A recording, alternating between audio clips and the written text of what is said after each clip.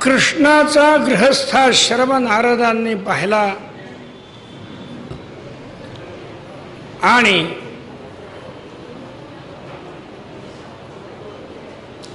सकाळपासून रात्री झोपेपर्यंत कृष्णाची दिनचर्या कशा कशा पद्धतीने चालते,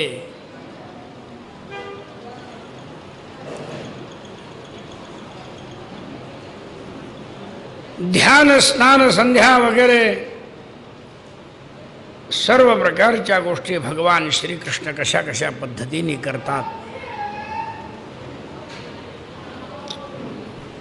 आणि राजसभेमध्ये जाऊन सगळ्या जगताच्या सुद्धा समस्यांचं समाधान कृष्ण भगवान करतात। एके दिवशी सुधर्मा सभेमध्ये कृष्ण भगवान बसलेले असताना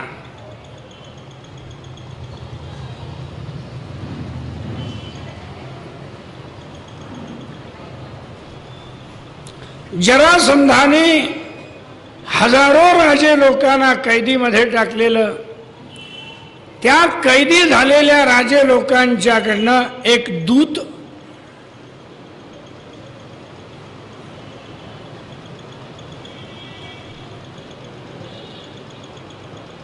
हा कृष्णाकडे तक्रार घेऊन आला की आम्हाला विनाकारण कैदेमध्ये टाकलेलं आहे, तेव्हा यातून आम्हाला न्याय मिळावा, आमची सुटका व्हावी।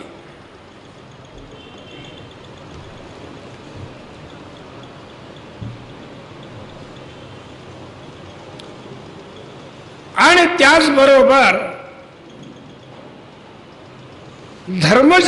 धर्मराजाकडून सुद्धा निरोप आलाय की आम्हाला राजसूय यज्ञ करायचा, इंद्रप्रस्थातनं निरोप आलेला।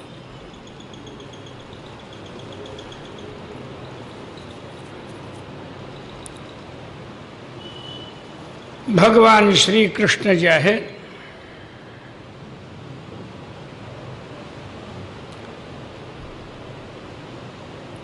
आता यातलं राजसूय यज्ञाचं काम आधी करायचं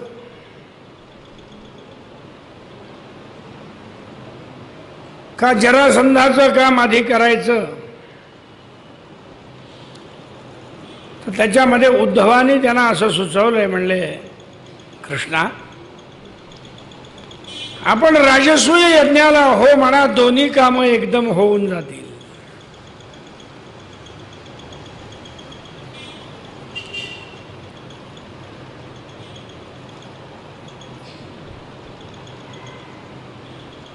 त्याप्रमाणे राजसूय यज्ञाला कृष्णाने होकार दिला।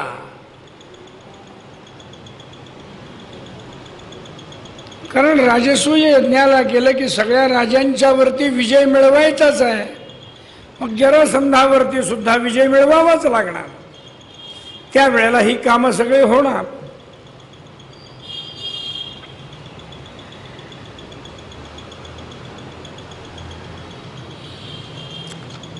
अशा प्रकारे उद्धवानी जो विषय सांगितला तो त्यांना पटला। सुखदेव म्हणतात, राजा ठीक आहे, त्वं हिनः परमंचक्षुः सुमहन् मंत्रार्थ तत्वविद सुहृन् मंत्रार्थ तत्वविद तथात्र ब्रूह्यनुष्ठेयं श्रद्धध्वः करवाम तत्। उद्धवाला सांगितलं तुझ्या म्हणण्याप्रमाणेच आपण करू, आणि राजसूय यज्ञाला होकार दिला। आणि मग भगवान श्रीकृष्ण जे आहेत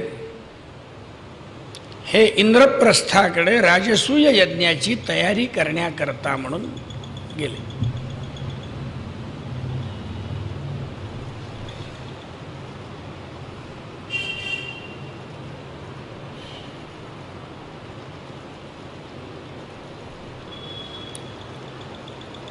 यज्ञाची तयारी करण्याकरता भगवान श्रीकृष्ण गेलेले असताना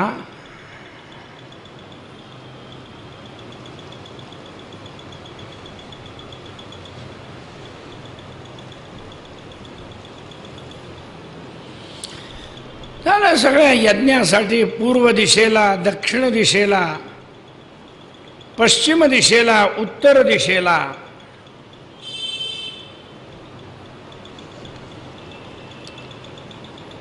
एक एक पांडवाला एका बाजूला, भीम एका बाजूला, अर्जुन एका बाजूला, नकुल सहदेव,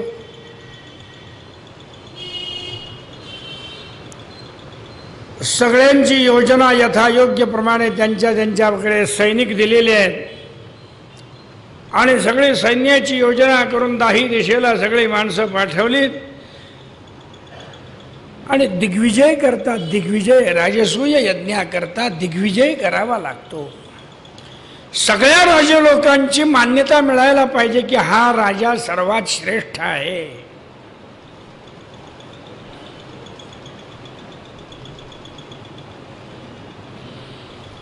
त्याप्रमाणे सगळे गेले आणि प्रत्येक दिशेला जाऊन सर्वत्र विजय मिळवून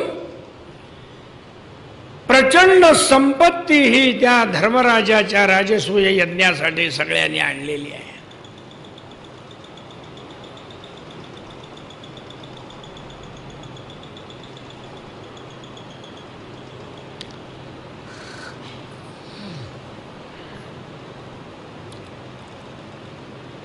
आता राहिला तो फक्त जरासंध.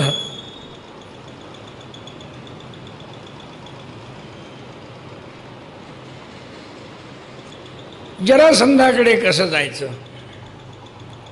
त्यावेळेला तिघांनी डाव रचला, कृष्ण, अर्जुन आणि भीमसेन.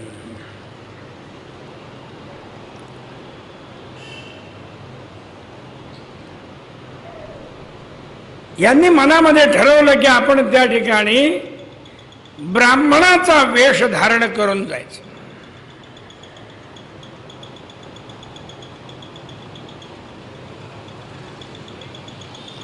आणि सगळ्यांनी ब्राह्मणाचा वेश धारण केला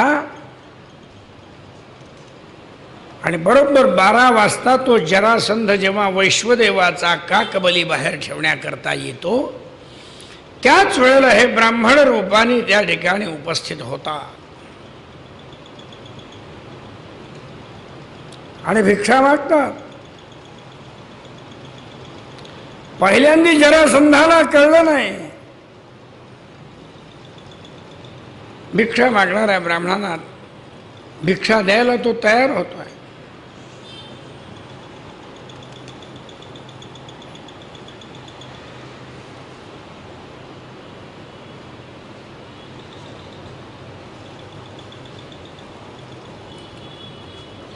आणि भिक्षा घालण्याकरता तयार होतो त्या वेळेला त्यांनी सगळ्यांनी मिळून युद्धाची भिक्षा मागितली त्याच्याकडे.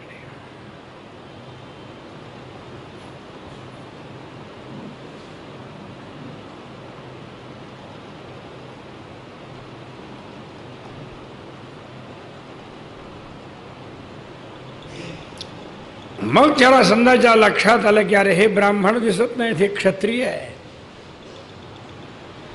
मग हळूहळू सगळी माहिती काढता काढता भीमसेन अर्जुन कृष्णो ब्रह्मलिंगधरास्त्रयः जग्मुर्गिरिव्रजन्तात बृहद्रथस्तो यतः ते गत्वा आतिथ्यवेलायां गृहेषु गृहमेधिनं ब्रह्मण्यं समयाचेरन् राजन्या ब्रह्मलिंगिनः.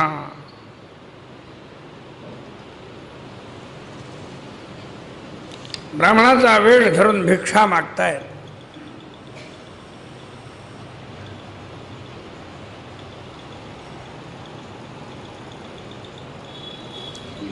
आणि काय सांगतात? युद्धं नो देहि राजेंद्र द्वंद्वशो यदि मन्यसे युद्धार्थिनो वयं प्राप्ता राजन्या नान्न कांक्षिणः. आम्हाला अन्नाची भिक्षा नको आहे, आम्हाला युद्धाची भिक्षा पाहिजे. हा वृकोदर आहे, भीम आहे, हा अर्जुन आहे आणि मी स्वतः वासुदेव कृष्ण आहे.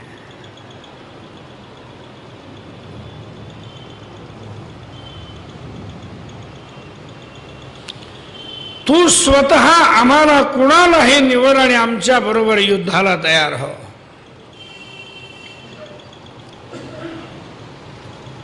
तेव्हा त्याने सांगितलं नत्वया भीरुणा योत्से युधी विक्लव चेतसा. कृष्णा मी तुझ्या बरोबर युद्ध करणार नाही, कारण तू भित्रायस, पळपुट आहेस, तुझ्या बरोबर नाही युद्ध करणार.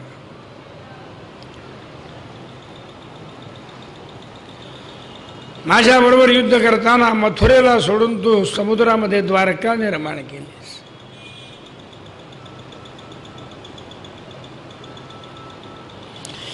अयं तु वयसा तुल्यो नाति सत्वो नमे समः अर्जुनो न भवेत योद्धा. अर्जुन माझ्या बरोबर युद्ध करण्याला योग्य नाही, कारण हा दुर्बल आहे.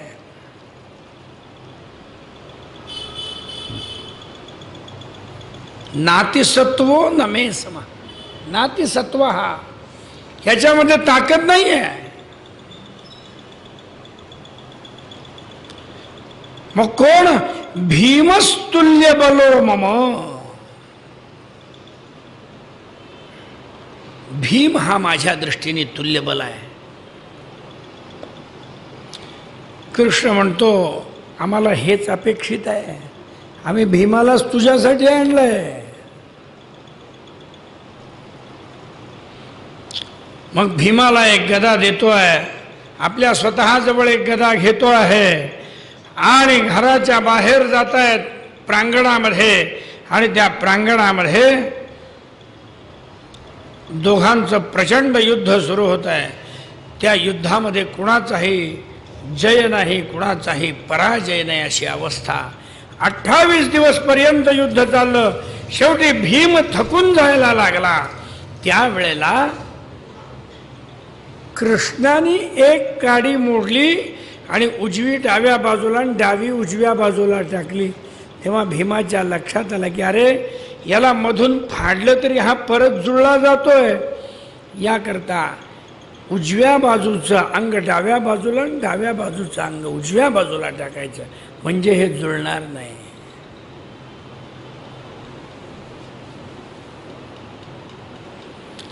त्याप्रमाणे 28व्या दिवशी जरासंधाचा देह जो आहे हा विदीर्ण केला आणि डावा उजव्या आणि उजवा डाव्या बाजूला टाकून जरासंधाचा त्या ठिकाणी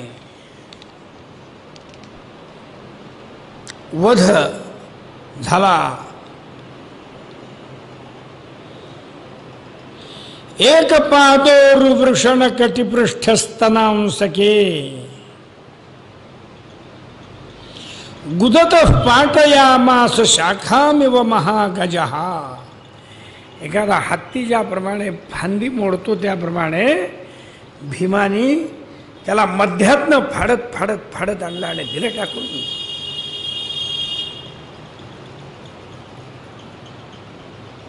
हा जरासंध हा सगळ्यात मोठा शत्रू होता. तो ज्या वेळेला आता प्राण झाल्याची बातमी सगळीकडे पसरली तेव्हा हाहाकार झाला सगळीकडे आणि भीमाची पूजा करतायत. मग कृष्णाने त्याचा जो पुत्र होता सहदेव नावाचा अभ्यषिंचद मे यात्मा मगधानाम पतिम प्रभू. मग त्याच्यावरती राज्याभिषेक केला आणि मग त्याच्या बंदीशाळेमध्ये असलेले जे राजे होते त्या सगळ्या राजे लोकांना मुक्त केलं. मग ते सगळे राजे जे आहेत कारागृहातून मुक्त झालेले त्यांना निरोप दिलाय, स्नानदान केलेलं आहे. मग ते राजे कृष्णाला नमस्कार करतात आणि त्यावेळेला त्या राजे लोकांनी म्हणलेला श्लोक आहे, कृष्णाय वासुदेवाय हरये परमात्मने प्रणत क्लेशनाशाय गोविंदाय नमो नमः. हा श्लोक नेहमी म्हणत जावा येत असेल तर. येत नसेल तर माहिती करून घ्या.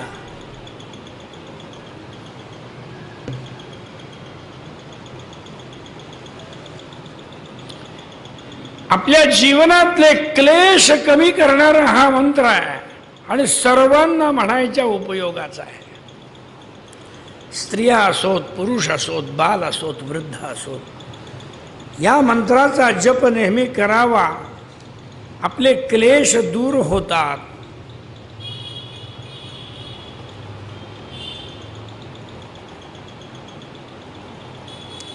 असा हा अत्यंत उत्तम. मग त्या राजे लोकांना कृष्णाने अत्यंत आशीर्वाद दिले, संदेश दिलेला आहे आणि धर्मराजाच्या राजसूय यज्ञामध्ये सर्वांना निमंत्रण दिलेलं आहे.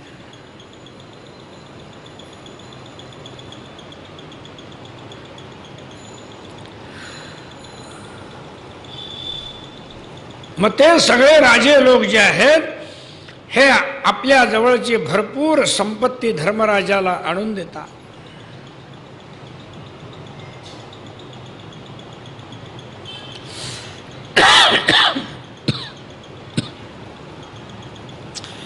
सहदेवाकडून त्या राजे लोकांचा सत्कार करवलेला आहे, त्यांना भोजन वगैरे घातलेलं आहे.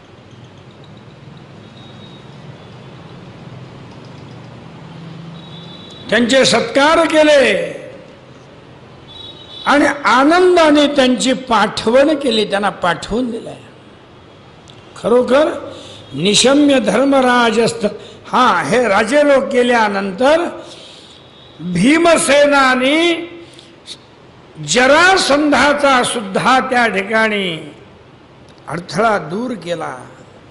हे ऐकल्यानंतर धर्मराजाला केवढा मोठा आनंद झाला आहे. निशम्य धर्मराजस्तत्केशवे नानुकंपितम आनंदाश्रुकलाम मुंचन प्रेमणा नोवाच किंचन. इतका मोठा आनंद झाला, आपल्या धर्मराजाच्या नेत्रातून आनंदाच्या अश्रुधारा लागल्या. हे कृष्णाचं महात्म्य, कृष्णाचं महात्म्य.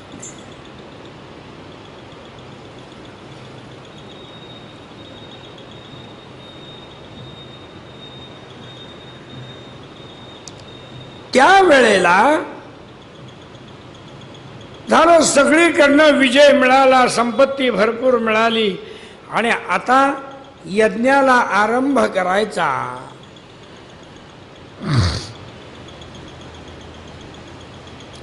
तेव्हा युधिष्ठिर म्हणतोय, येस्यु त्रैलोक्य गुरवः सर्वे लोक महेश्वराः वहन्ति दुर्लभं लब्ध्वा शिरसैवानुशासनम् स भवान् अरविन्दाक्षो दीनानामीशमानिनां धत्तेऽनुशासनं भूमौ सदत्यंत विडंबनम्.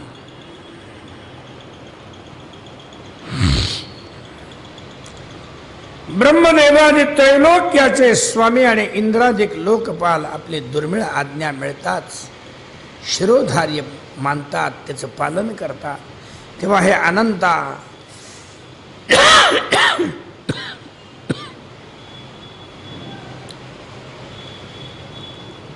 अत्यंत सुंदर असणारे, आपण स्वतःला राजे समजणाऱ्या क्षुद्र अशा आमची आज्ञा पाळता. खरोखर ही आपली लीला आहे.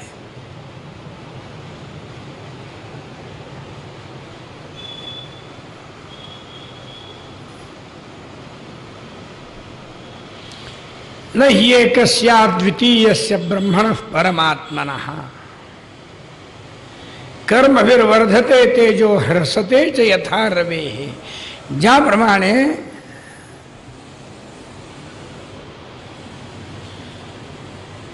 उदय किंवा अस्ताचलामुळे सूर्याचं तेज अधिक किंवा कमी होत नाही, त्याप्रमाणे कोणत्याही कर्मामुळे आपला प्रभाव कधी कमी जास्त होत नाही. कारण आपण अद्वितीय परब्रह्म परमात्मा हा.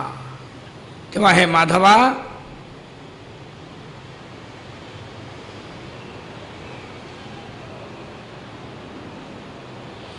तुला आमचा नमस्कार असो. शुकदेव म्हणतात, ब्राह्मणांना ऋत्विज वगैरे म्हणून नेमलंय. यज्ञाचा सुमुहूर्त त्या ठिकाणी झालेला आहे. यज्ञामध्ये व्यास, भरद्वाज, सुमंतू, गौतम, असित, वसिष्ठ, च्यवन, कण्व, मैत्रेय, कवश, त्रित, विश्वामित्र, वामदेव, सुमती, जैमिनी, क्रतु, पैल, पराशर, गर्ग, वैशंपायना, अथर्वा, कश्यप, धौम्य, परशुराम, शुक्राचार्य, आसुरी, वीतिहोत्र, मधुच्छंदा, वीरसेन, अकृतव्रण असे सगळे ऋत्विज त्या ठिकाणी उपस्थित आहे. द्रोणाचार्य, भीष्माचार्य, कृपाचार्य, धृतराष्ट्र, विदुर काय, त्यांचे पुत्र काय, सगळ्यांना बोलवलेलं आहे.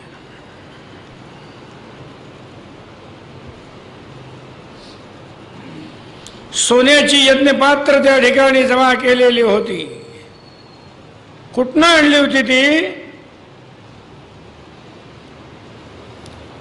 हैमाः किलोपकरणा वरुणस्य यथा पुरा इंद्रादयो लोकपाला विरिंच भव संयुताः.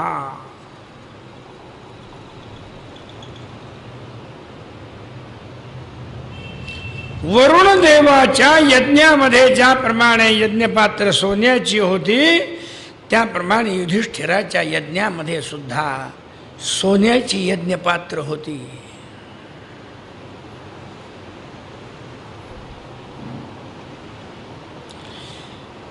ब्रह्मदेव काय, भगवान शंकर काय, इंद्रादिक लोकपाल काय, सर्वांना आवाहन केलेलं होतं. विद्याधर, नागमुनी, यक्ष, राक्षस, पक्षी, किन्नर, चारण, राजे, त्यांच्या राण्या,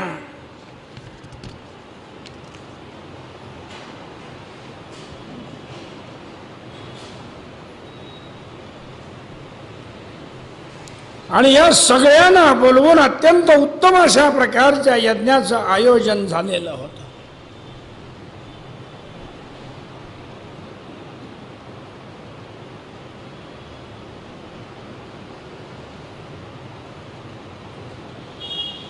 त्या ठिकाणी अग्रपूजेचा मान कुणाचा ठेवायचा,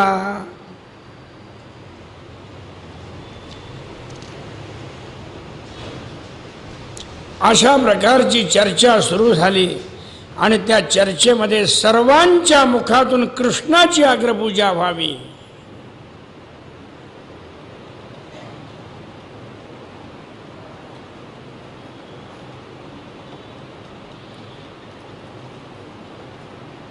अशा प्रकारचा आवाज निघाल्यानंतर, कृष्णाची अग्रपूजा होणार म्हटल्यानंतर सगळ्यांनी कृष्णाची प्रशंसा केली आणि या निर्णयाची सुद्धा प्रशंसा सगळ्यांनी केली.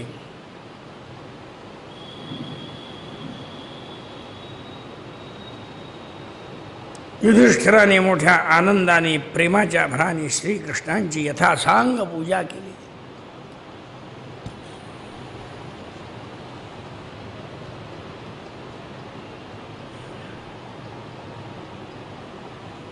हे पाहिल्यानंतर शिशुपालाला काही समाधान वाटलं नाही. शिशुपालाने पुष्कळ कृष्णाचे अपराध केलेलेच होते आणि आता तो भयंकर अपराध होतील अशा प्रकारे बोलू लागला. कृष्णाने त्याला सांगितलं होतं की तुझे 100 अपराध सहन करीन असं मी तुझ्या मातेला वचन दिलेलं आहे, पण त्याच्या पुढे मी सहन करणार नाही. परंतु तो एक शब्द सुद्धा, एक क्षणभर सुद्धा थांबायला तयार नाही आणि भयंकर बोलतोय कृष्णाला. त्यावेळेला त्याचे अपराध मोजता मोजता 100वा अपराध जेव्हा झाला, त्यावेळेला आपल्या हातातलं चक्र घेतलं आणि त्या शिशुपालाचं मस्तक जे आहे हे धडा वेगळं करून टाकलं.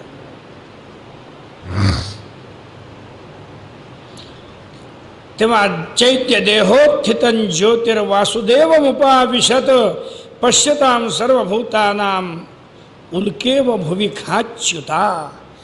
एखादा उल्कापात होतो तसा त्या शिशुपालाच्या शरीरातली जी ज्योत आहे, ती ज्योत भगवान वासुदेवाच्या शरीरामध्ये विलीन झाली. कारण तो शिशुपाल जो आहे हा जय विजयाला मिळालेल्या शापातल्या 3ऱ्या जन्मात होता.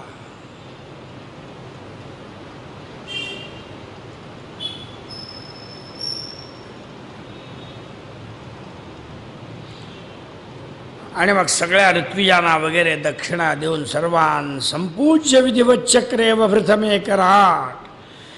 मग सगळ्यांचं त्या ठिकाणी पूजन वगैरे उत्तम झालंय.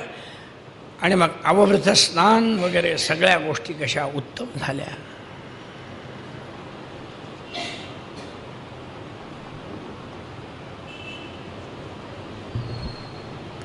साधयित्वा क्रतुम राज्ञः कृष्णो योगेश्वरेश्वरः उवास कतिचिन्मासान् सुहृद्भिरभियाचितः. अनेक महिनेपर्यंत कृष्ण त्या यज्ञाच्या तिथे राहिलेले होते. कर्ण, दुर्योधन, दुःशासनादिक, भीष्माचार्य, त्यानंतर द्रोणाचार्य वगैरे सगळे लोक यज्ञामध्ये आनंदाने राहिलेले होते. धर्मराजाचं हे वैशिष्ट्य होतं की या लोकांनी जरी आपलं शत्रुत्व केलं तरी आपण यांचं शत्रुत्व करायचं नाही, अशी नीती धर्मराजाची होती.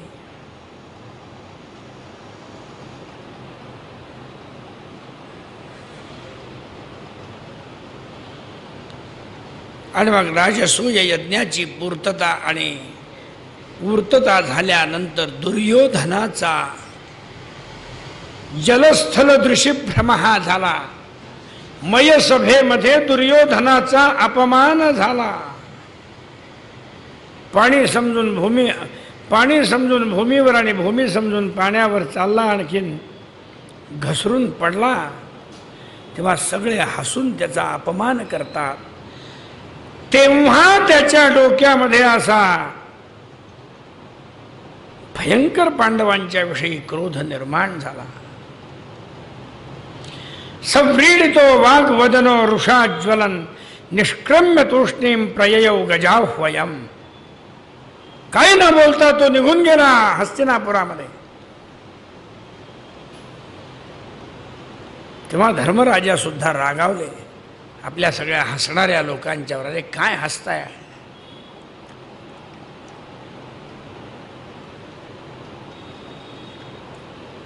याचे परिणाम आपल्याला भोगावे लागणार.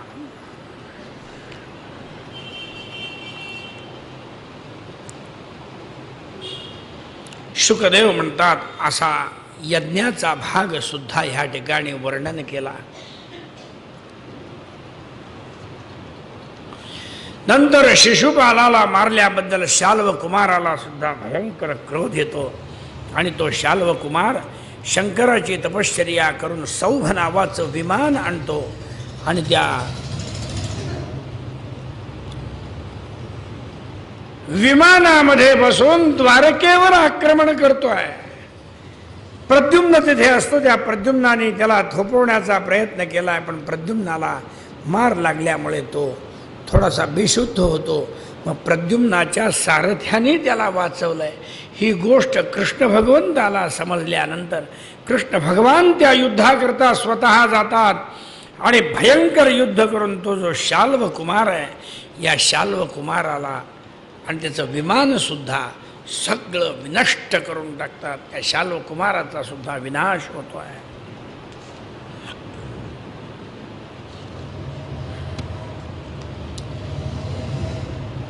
पांडव कौरवांच्या युद्धाच्या पूर्वी शाल्व आणि कृष्णाचं युद्ध झालंय. ते कृष्णाचं शेवटचं युद्ध आहे.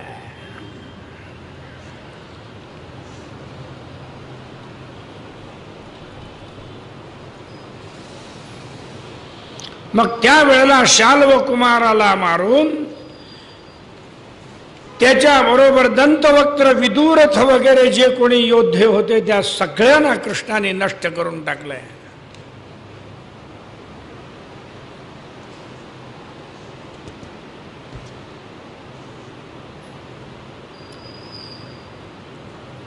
आणि तिथे भगवान श्रीकृष्णाने शस्त्र घेणं बंद करून टाकलं. आता म्हणले मी माझं काम झालेलं आहे, आता हातामध्ये शस्त्र धारण करणार नाही.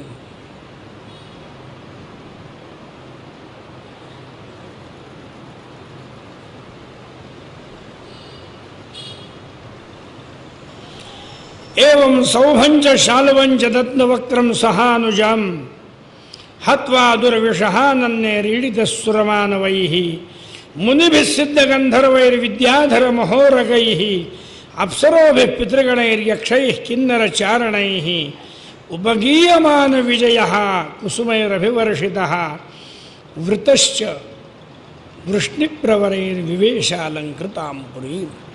कृष्णाचा विजय झाल्यानंतर सर्वांनी कृष्णाचा जय जयकार केलाय, कृष्णाचं अभिनंदन केलंय, कृष्णाचा स्वागत समारंभ केलेला आहे.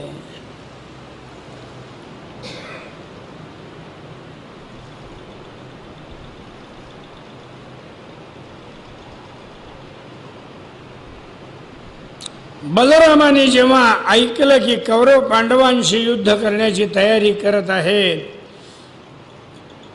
हे त्यानंतर कौरव पांडवांच्या युद्धाची घटना घडू लागली.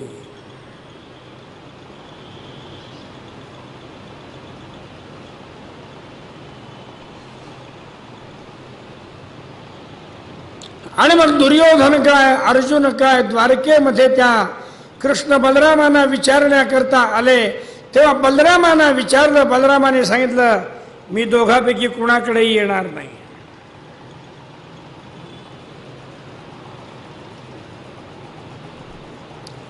आणि कृष्ण आणि अर्जुन आणि दुर्योधन आले.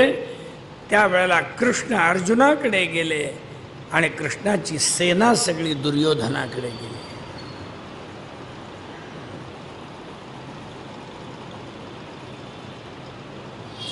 त्यावेळेला तीर्थयात्रा करण्याकरता द्वारकेतून बलराम दादा बाहेर पडले आणि तिथून प्रभास क्षेत्रामध्ये आले, स्नान केलेलं आहे.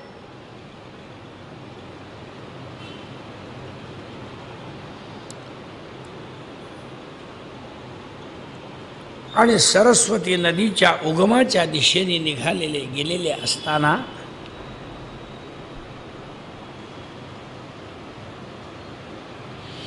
अनेक प्रकारच्या तीर्थांच्या ठिकाणी स्नानाकरता गेलेले आहे.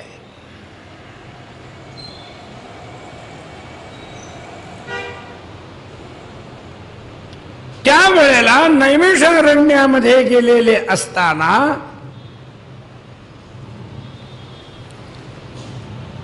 त्या नैमिषारण्यामध्ये सूत शौनकादिक ऋषींना पुराण कथा सांगत असताना बलराम दादा तिथे गेले. आणखीन बलराम दादा आले म्हणून उठून स्वागत केलं नाही सूतानी, म्हणून बलरामाने त्याचा आपल्या दर्भावरती असलेल्या अस्त्राने त्याचं मस्तक कापून टाकलं.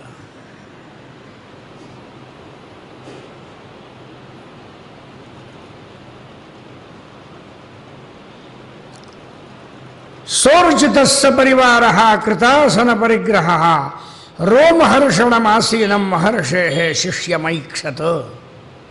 रोमहर्षणाला तिथे बसलेला बघितलं, तो उठला नाही, बलरामांचं स्वागत केलं नाही.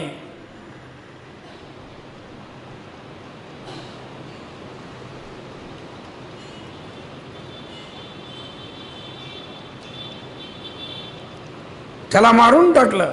म्हणून त्यावेळेला सगळे तिथे असलेले ऋषी लोक आहेत, त्या ऋषी लोकांनी बलरामांना सांगितलं, महाराज हे काय केलं तुम्ही?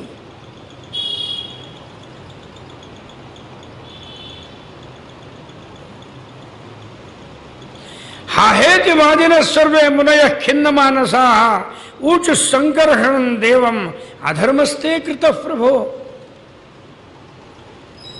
बलराम तुझ्याकडनं अधर्म झालेला आहे.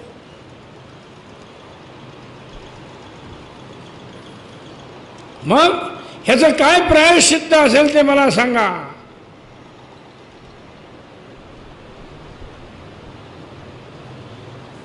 तुम्ही सांगाल ते प्रायश्चित्त मी करायला तयार आहे.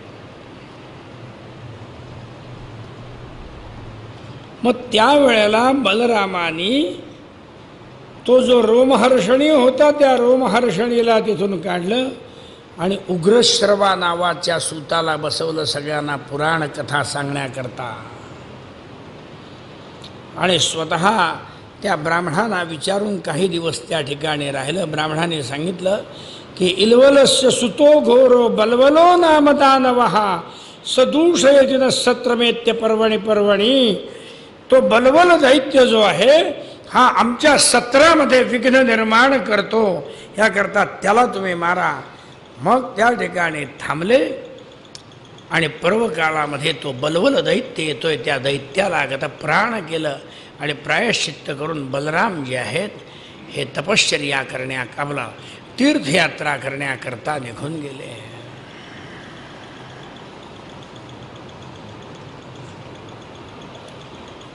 बलरामांची तीर्थयात्रा अनेक प्रकारचे दक्षिणेतली तीर्थ, अनेक प्रकारची उत्तरेतली, पश्चिम पूर्वेतले तीर्थ, त्या सगळ्या तीर्थांची यात्रा करता करता करता करता बलराम दादा कुरुक्षेत्रावरती येतात. आणि कुरुक्षेत्रावरती तिथे भीम आणखीन दुर्योधनाचं युद्ध चाललेलं त्यांना पाहायला मिळतं. बाकी सगळे 99 कौरव गतप्राण झालेले असतात, बाकी सगळं युद्ध संपलेलं असतं आणि शेवटी फक्त दुर्योधन आणखीन भीमाचं युद्ध चाललेलं आहे. त्या युद्धामध्ये सुद्धा बलराम आले आणि बलराम त्यांना सांगतात, अरे एकम प्राणाधिकम मन्ये उतैकम शिक्षयाधिकम. एक म्हणले बलानी जास्त आहे आणि एक विद्येनी जास्त आहे, तेव्हा यांच्यामध्ये जय विजय कुणाचा होणं शक्य नाही, याकरता हा युद्ध थांबवा. पण कृष्णाने सांगितलं आता हे युद्ध थांबत नाही.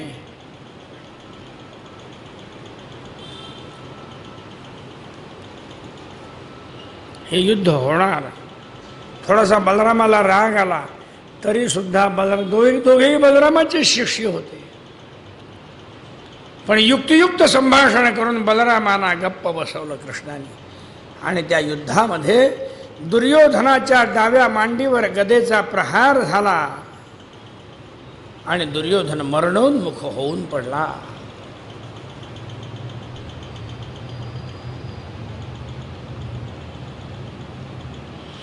अशी ही बलराम दादांची तीर्थयात्रा जो कोणी श्रवण करतो सकाळच्या वेळेला त्याला सुद्धा म्हणतात उत्तम अशा प्रकारची भक्ती आणि उत्तम अशा प्रकारची गती प्राप्त होत असते, असा विषय सांगून पुढे म्हणतात,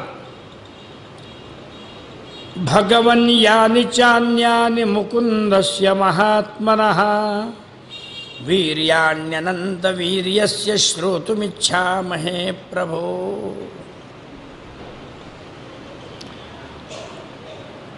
कृष्णाचे आणखीनही चरित्र आम्हाला ऐकायची इच्छा आहे.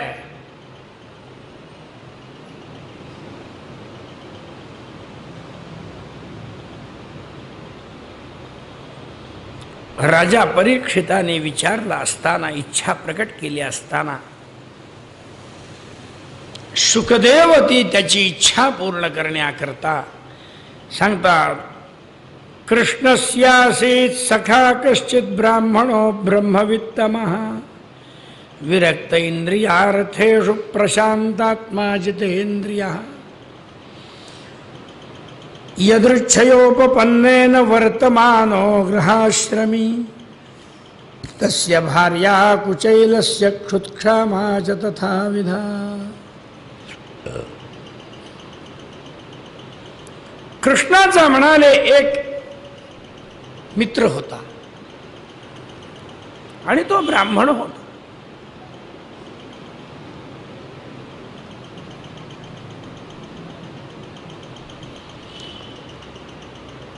त्याची एक पत्नी होती, त्याला मुलं बाळ होती.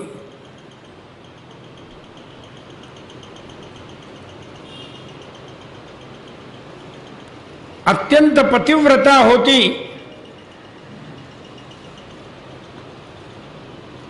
परंतु त्या पत्नीच्या अंगावरती मराठी भाषेत धडूत म्हणतात, धडूत म्हणजे धड वस्त्र सुद्धा नव्हतं.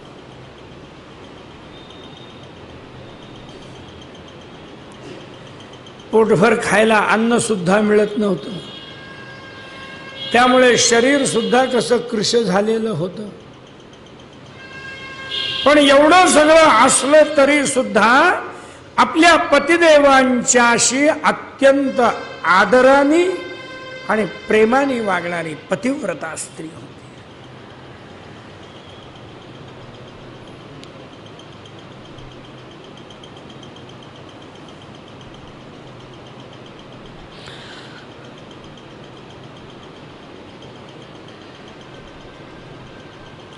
रोजचं नित्य कर्म वगैरे सगळं कसं वेदविद्येमध्ये शास्त्रविद्येमध्ये विद्वान असणारा ब्राह्मण पण गरीब होता.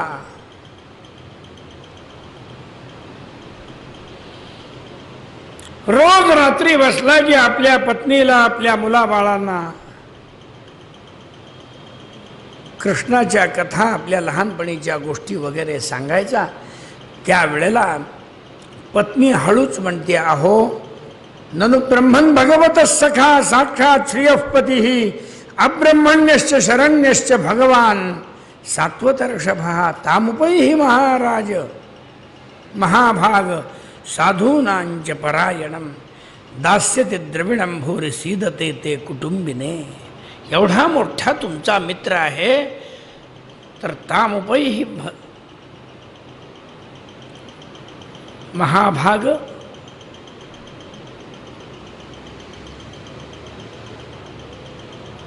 हे पतिदेवा त्याला शरण जा.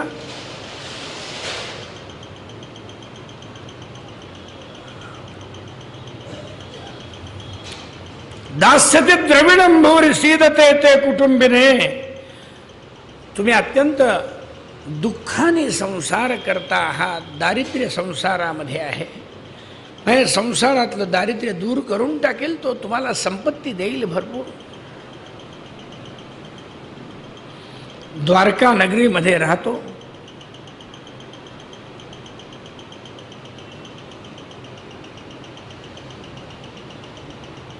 त्याचं ब्राह्मणांच्या वरती सुद्धा प्रेम आहे.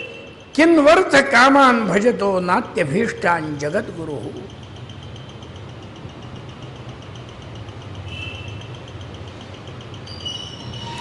आपल्याला जे इप्सित आहे ते इप्सित सगळं देऊन टाकेल.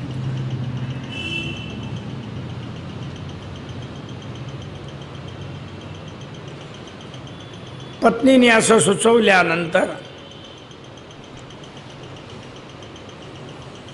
हा मनामध्ये ठरवतोय की आपण जाऊया, पण मागायला नको बाबा काही.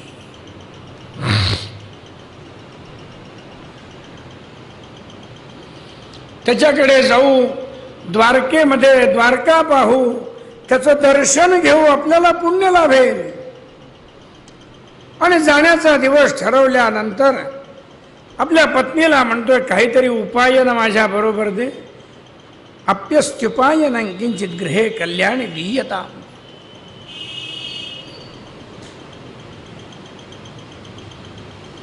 काहीतरी कृष्णापुढे भेट वस्तू म्हणून मला काहीतरी देशील.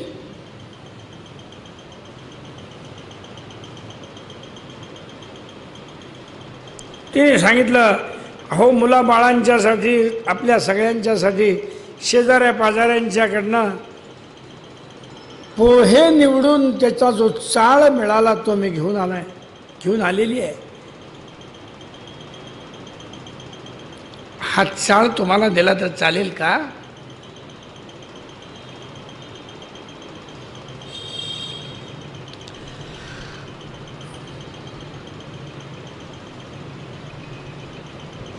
त्याने सांगितलं चालेल, जे काही असेल ते दे, पण मोकळ्या हाताने नको जायला. याचित्वा चतुरो मुष्टीन विप्रान पृथुक तंडुला चैलखंडेन तान बध्वा भर्त्रे प्रादादुपायनम.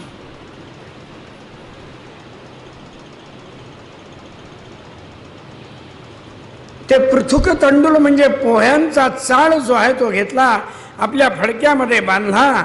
आणखीन ज्या मुहूर्तावर जायचं ठरवलं होतं त्यावेळेला ते काठी गाठोडं सगळं बरोबर घेतलेलं आहे आणि निघाले द्वारकेमध्ये.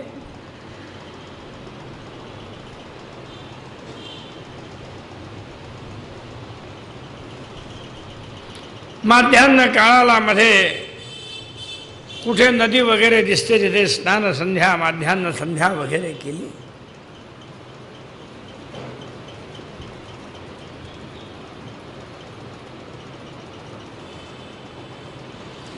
होता होता होता मजल दर मजल करत निघालेली आहेत. आणि संध्याकाळच्या वेळेला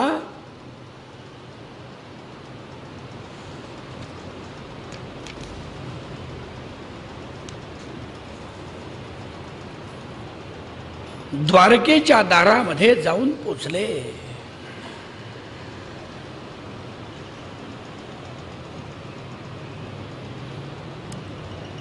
द्वारकेच्या दारामध्ये ते शिपाई वगैरे सगळे शस्त्रास्त्र घेऊन उभे आहेत आणि हे गेले द्वारकेच्या दारात आणि निघाले आतमध्ये. तेवढे त्या शिपायांनी अडवलं. काय म्हणले, कुठे चालला? म्हणले कृष्णाला भेटायला चाललो.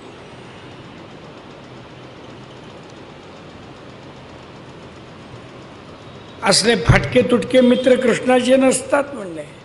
याकरता तुम्हाला नाही आत जाऊन देणार आम्ही. त्याने सांगितलं मी दुरून आलेलो आहे, कृष्णाला निरोप द्या पाहिजे तर माझं नाव सांगा.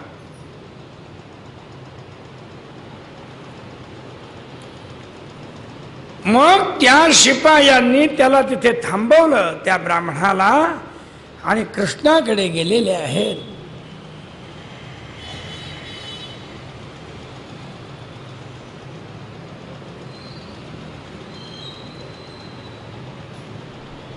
आणि सांगितलं असा असा आपला मित्र म्हणून सांगत एक ब्राह्मण आलेला आहे. त्याने आपलं नाव सुदामदेव म्हणून सांगितलेलं आहे आणि तो आपल्याला भेटण्याची इच्छा करतो. कृष्णाला हे समजलं मात्र भगवान श्रीकृष्ण धावत धावत धावत तिथे येऊन पोचले आणि त्या ब्राह्मणाचं साहित्य सगळं आपल्या हातात घेतलं, त्याला नमस्कार केला आणि पायघड्या घालत घालत घालत त्याला आपल्या घराकडे नेलं.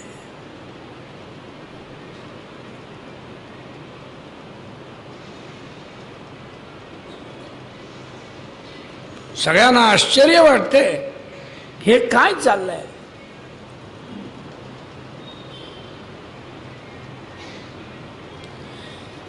आणि भगवान श्रीकृष्णाने आपल्या आसनावरती त्याला बसवलंय, त्याचं स्वागत केलंय, पाय धुतले, स्नानाची संध्येची व्यवस्था केली.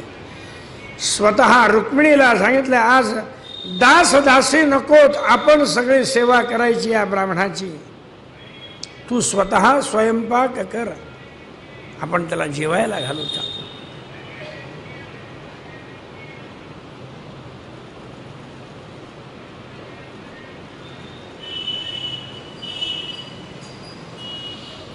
त्याप्रमाणे स्नान संध्या केलं. उत्तम असं पंचपक्वान्नाचं भोजन घातलं त्याला.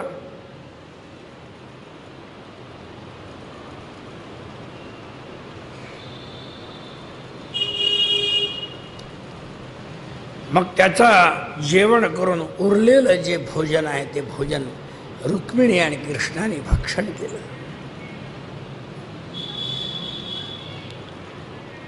आणि त्या ब्राह्मण श्रेष्ठाला आपल्या पलंगावरती बसवलंय आणि त्याचे पाय चेपतायत. हो, इतक्या प्रेमाने पाय चेपत होते, काय सांग.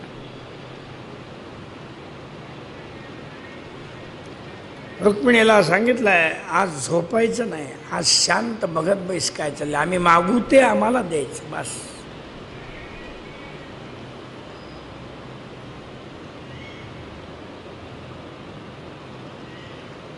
आणि बोलता बोलता गप्पा गोष्टी करता करता करता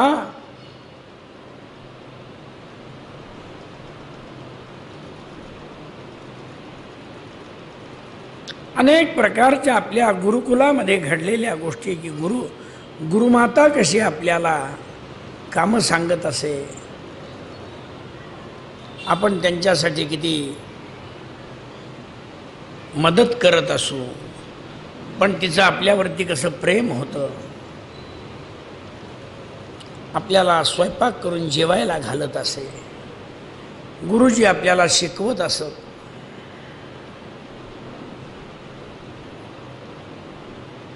एकदा म्हणाले,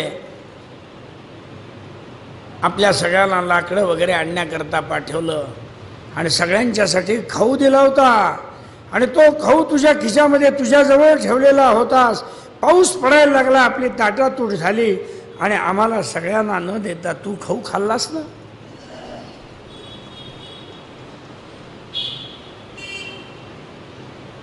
आठवतंय तुला?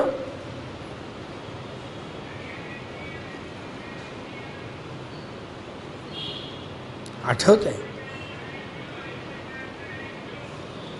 बोलता बोलता बोलता कृष्ण भगवंताने तुझ्या दारिद्र्याचं कारण काय आहे ते सुचवून दिलं.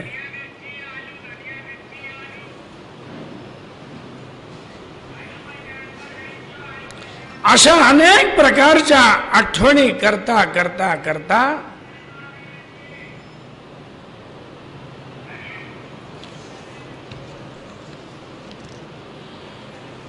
रात्र गेली. दुसऱ्या दिवशीची पहाटेची वेळ आली.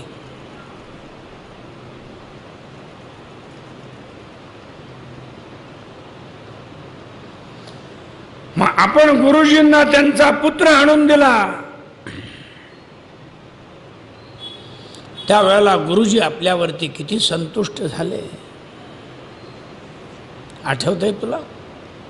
आणि मग त्याने आपल्याला आशीर्वाद दिले. तुष्टोहम भोत विजयश्रेष्ठा सत्या संतु मनोरथा छंदांस्य यातयामाने भवन्त्यः परत्रच.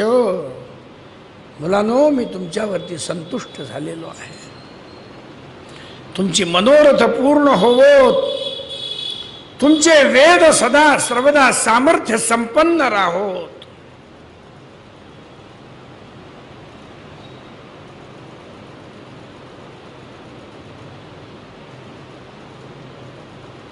तेव्हा तो ब्राह्मण म्हणतोय की किमस्माभिः अनिर्वृत्तं देवदेव जगद्गुरो भवता सत्यकामेन येषां वासो गुरावभूत यस्य छंदोमयं ब्रह्म देह आवपनं विभो श्रेयसान्तस्य गुरुषु वासोत्यंत विडंबनम.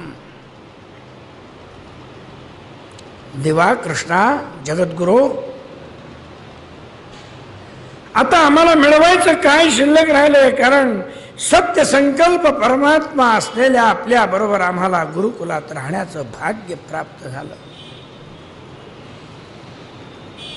प्रभो, छंदोबद्ध असणारे वेद आणि सर्व कल्याण यांचं उत्पत्ती स्थान म्हणजे तुमचं शरीर आहे आणि तेच आपण गुरुकुलामध्ये राहिलात. आपण केवळ मनुष्यासारखे राहता, हे केवळ नाटक करता, अभिनय करता. अभिनय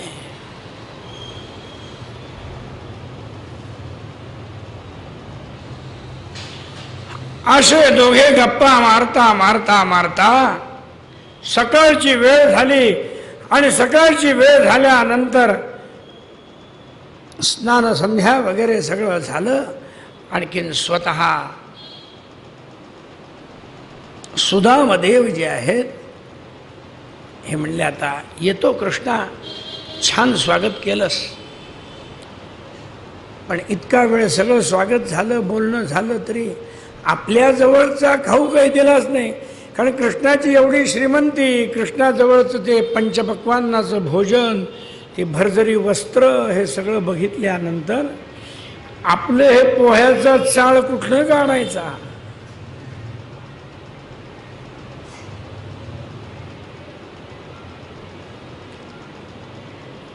पण निघाले, सगळ्या बायका मुलांना सगळ्यांना नमस्काराला बोलवलंय.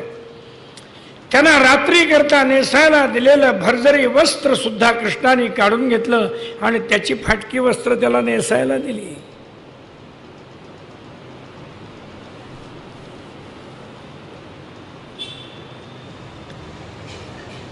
आणि भगवान म्हणतात, किमुपायन मानीतं ब्रह्मन्मे भवता ग्रहात अणवप्युपाहृतं भक्तैः प्रेमणा भूर्येव मे भवेत् भूर्यप्य भक्तो परतन्न मे तोषाय कल्पते. पत्रं पुष्पं फलं तोयं यो मे भक्त्या प्रयच्छति तदहम भक्त्युपरतमश्नापि प्रयतात्मना. मित्रा, घरातून येताना काहीतरी माझ्यासाठी खाऊ आणला असेल, वहिनीने काहीतरी दिला असेल. हा काहीच बोलत नाहीये. अरे वहिनीने जे प्रेमाने माझ्यासाठी दिलेलं असेल ते अतिशय सुंदरच असणार रे.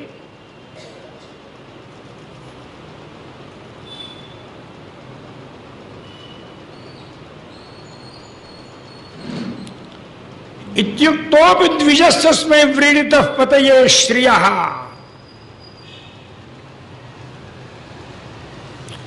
पृथुक प्रसृतिम राजन न प्रायच्छदवांगमुखः.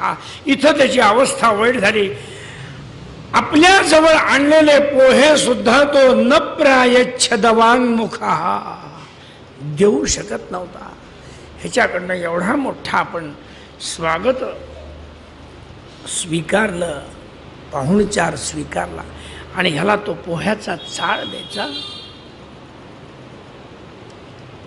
सुदाम्याच्या नेत्रातनं अश्रूच्या धारा लागल्या. कृष्णा, काही नाही रे आणलं मी.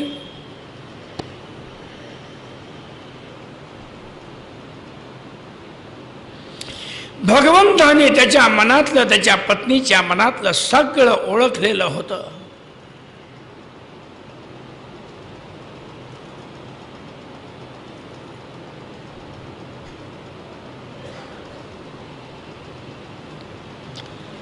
त्याच्या कपड्याच्या पुरचुंडीमध्ये बांधलेला तो पोह्याचा चाळ तो देत नाही म्हणल्यानंतर कृष्णाने स्वतः ती पुरचुंडी काढली आणि त्याच्यातला तो पोह्याचा चाळ काढून घेतला.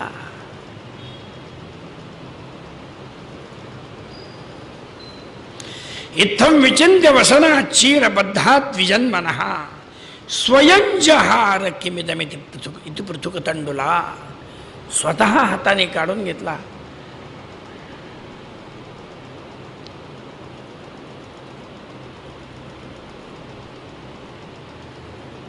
भिंतीकडे तोंड करून तो सुदामा ब्राह्मण रडू लागला. अरे याने माझं कसं स्वागत केलं, याने माझा कसा पाहुणचार केला आणि माझ्याकडनं काय आणलेली वस्तू हा भक्षण करतोय. देवा, कसं होणार. नेत्रातनं अश्रूच्या धारा लागल्या, परंतु हा काही थांबायला तयार नाही. नन्वेत दुपदीतम मे. अरे माझ्यासाठी आणलेली वस्तू आहे इथे आणि तू मला देत नाहीयेस.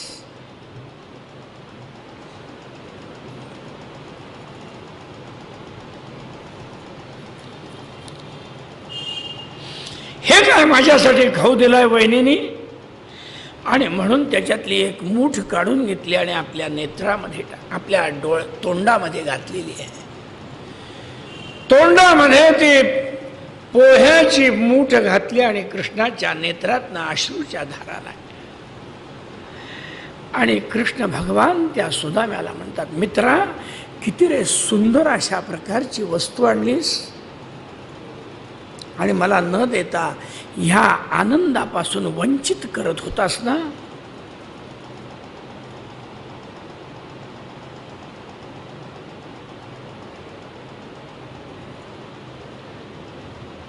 सुदाम्याचा जीव कसा कावरा बावरा झाला.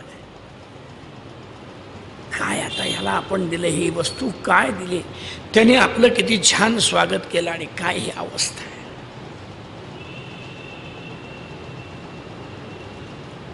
कसं आहे माझं दारिद्र्य आहे. मी देवाची सुद्धा उत्तम अशा प्रकारे सेवा करू शकत नाही माझ्या दारिद्र्यामुळे. आणि देवाने माझी कशी सेवा केली पहा. तिकडे कृष्ण आनंदाने, परमानंदाने एक मूठ खातायत आणि द्वितीय जगधुमा ददे. दुसऱ्यांदा पोह्यात पुन्हा हात घातला आणि खाण्याकरता म्हणून घ्यायला लागले. तावत श्रीर जगृहे हस्तम तत्परा परमेष्ठिनः. रुक्मिणीने हात पकडला त्यांचा आणि रुक्मिणी म्हणते विश्वात्मन, माणसाला या लोकी किंवा परलोकात सुद्धा आपल्याला संतुष्ट करून सर्व प्रकारच्या संपत्तीची समृद्धी प्राप्त करण्यासाठी हे मुठभर पोहे पुरेशीर आहे.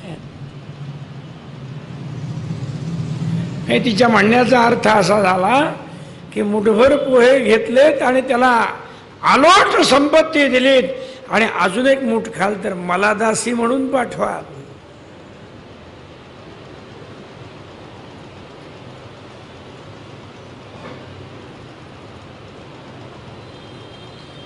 हा तिच्या म्हणण्याचा अर्थ. आणि तिने थांबवलं आणि सांगितलं आम्हाला तरी मिळू देत, आम्हाला बघू देत काय या खाऊमध्ये काय आनंद आहे तो. आणि ते पोहे काढून घेतले.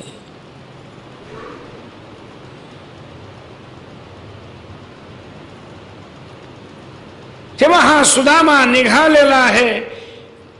येताना कृष्णाने म्हणलं होतं अरे मला कळवलं असतंच तर मी तुला रथ पाठवला असता. मनातल्या मनात सुदामा म्हणतोय अरे आता पाठव की मला जाण्याकरता रथ. पण तेव्हा कृष्णाने काही बोललं नाही. त्याचे ते फाटके कपडे, त्याची ती काठी, ते तसंच त्याचं रूप जे आहे त्याला दारापर्यंत सोडण्याकरता गेलेले आहेत. आणि स्वतः त्याला निरोप देऊन भगवान श्रीकृष्ण आले. तो सुदामा ब्राह्मण चालत चालत माध्यान्ह स्नान संध्या करून पुन्हा आपल्या घराकडे येतोय संध्याकाळच्या वेळेला.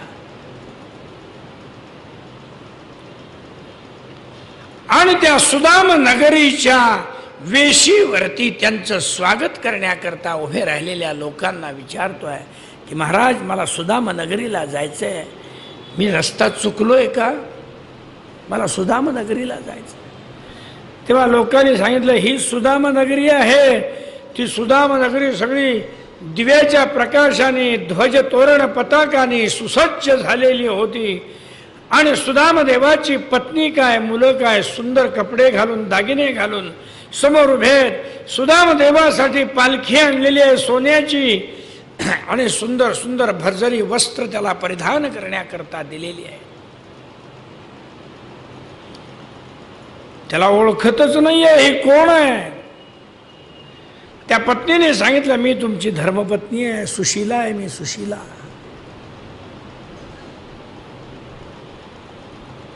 ही तुमची मुलं आहेत, हे तुमचे रोजचे ओळखीचे लोक, सगळ्यांच्या अंगावरती भरजरी वस्त्र आहेत.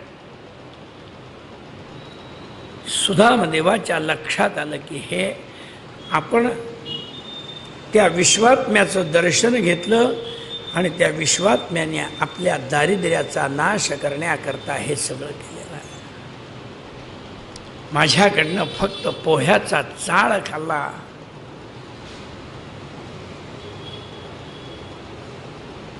आणि मला हे एवढं ऐश्वर्य दे. मग सुदाम देवांना पालखीत बसवलंय, घरी नेलं. घरदारं सगळी सोने चांदी हिरे माणिक मोत्याची झाली. सगळ्यांच्या घरामध्ये अन्नधान्य भरपूर झालं आणि सगळं दारिद्र्य निघून गेलं. सुदाम देवांनी अनेक दिवसपर्यंत संसार केला आणि शेवटी आपल्या पत्नीला प्रश्न विचारला. म्हणले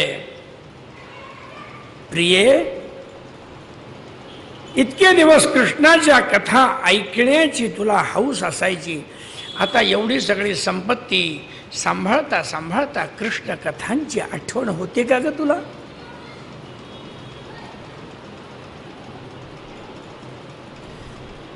त्या वेळेला मला रोज विचारत होतीस कृष्णाच्या कथा आणि आता बऱ्याच दिवसामध्ये बऱ्याच महिन्यांमध्ये मला काही विचारलं नाहीस.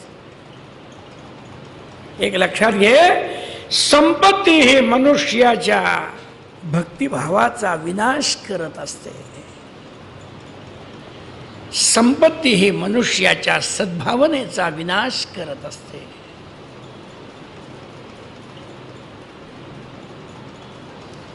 संपत्ती ही धर्माचा ऱ्हास करत असते. त्याकरता नकोय आपल्याला संपत्ती. भगवंताने परीक्षा करण्याकरता ही संपत्ती आपल्या समोर ठेवलेली आहे. म्हणून आपल्या मुलांच्या मध्ये नातेवाईकांच्या मध्ये संपत्ती सगळी वाटून टाकली आणि सुदामदेवानी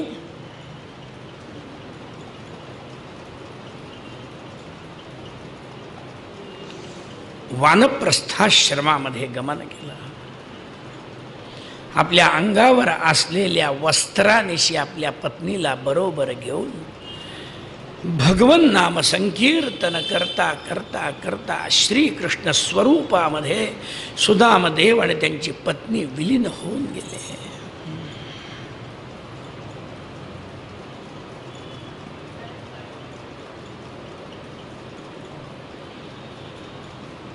त्याला संपत्तीविषयी अजिबात प्रेम नव्हतं. त्याला कृष्णाविषयी अत्यंत प्रेम होतं.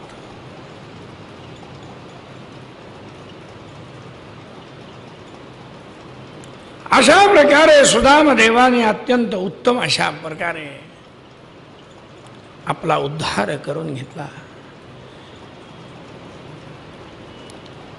शुकदेव म्हणतात, राजा, अशी जी कृष्णाची ब्रह्मण्यता, सुदामदेवाचं चरित्र, असं जे कृष्णाचं चरित्र जे कोणी श्रवण करता, भगवंताविषयी भक्ती निर्माण होऊन कर्मबंधातून ते मुक्त होता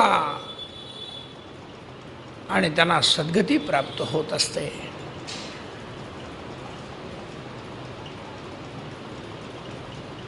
आणखीनही शुकदेव म्हणतात, तुला सांगतो, ग्रहण होतं. ग्रहणाच्या वेळेला श्रीकृष्ण आणि बलराम आपल्या स्त्रियांच्या सहित, गोप गोपिकांच्या सहित आणि पांडव, द्रौपदी वगैरे सगळ्यांच्या सहित स्यमंत पंचक क्षेत्रावरती सूर्यग्रहणाच्या निमित्ताने आलेले. आणि त्यावेळेला द्रौपदीने सुद्धा कृष्णाच्या स्त्रियांशी संवाद साधा. कृष्णाच्या स्त्रियांनी त्याही वेळेला द्रौपदीला, कृष्ण हा आमचा पती किती उत्तम आहे आणि त्याची सेवा करण्याची संधी आम्हाला मिळाली, हे आमचं आम्ही परमभाग्य समजतो, हेही सगळं द्रौपदीला ऐकायला मिळालं.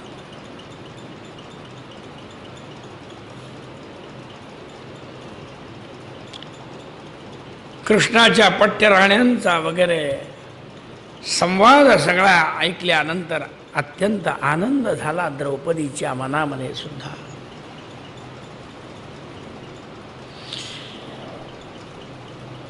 बाळ गोपाळ, नंदबाबा, यशोदा हे सुद्धा सगळे लोक त्या ठिकाणी आलेले होते. व्रजस्त्रियो यद्वांछन्ति पुलिंद्यस्तृणविरुधा गावश्चारयतो गोपा पादस्पर्शा महात्मनः.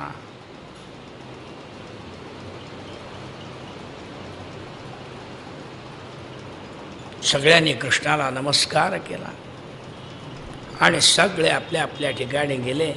त्यानंतर म्हणतात, वसुदेवांनी द्वारकेमध्ये मोठाच्या मोठा यज्ञ आरंभलेला आहे.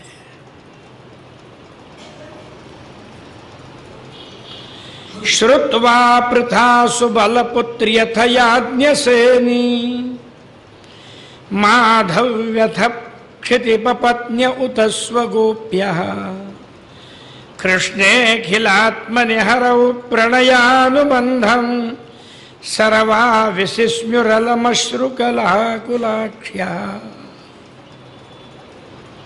कृष्णाला पाहिल्यानंतर, कृष्णाला भेटल्यानंतर सगळ्यांच्या डोळ्यातनं अश्रू येऊ लागले. लहानपणीच्या गोष्टी आठवायला लागल्या.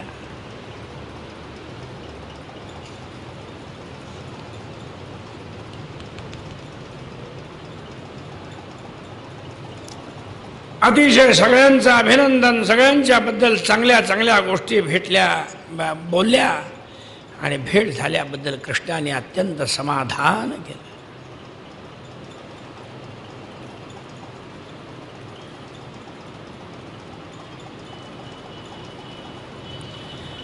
अशा प्रकारचा सगळा कथा भाग सांगितला आणि शुकदेव म्हणतात, राजा,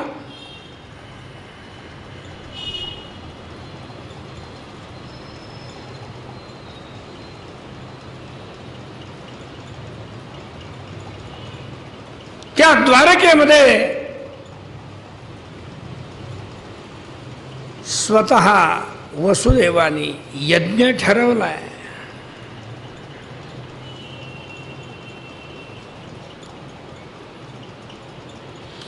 अनेक ऋषी त्या यज्ञासाठी उपस्थित झालेले आहे.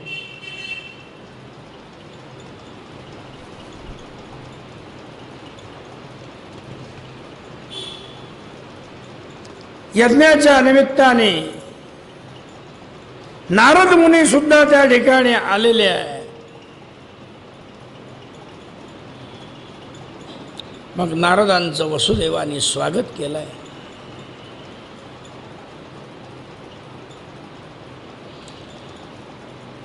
आणि नारदांशी संवाद करत असताना नमो सर्व देवेभ्यः ऋषय श्रोतुमर्हथ कर्मणा कर्म निर्हारो यथास्यान्नस्तदुच्यताम्. वसुदेव म्हणतात, ऋषीनो, सर्व देव स्वरूप आपणाला मी नमस्कार करतो. आपण माझी एक प्रार्थना ऐका की कर्माच्या अनुष्ठानाने कर्म वासनांचा नाश कसा होतो ते आपण मला सांगावं. तेव्हा सर्वप्रथम नारद मुनी त्या ठिकाणी बोलायला आरंभ करता. नारद काय म्हणतात की ऋषीनो, वसुदेव श्रीकृष्णाला मूल आपलं मूल आहे असं समजून विशेष जाणून घेण्याच्या शुद्ध भावनेनेच आपल्या कल्याणाचं साधन आम्हाला विचारत आहे.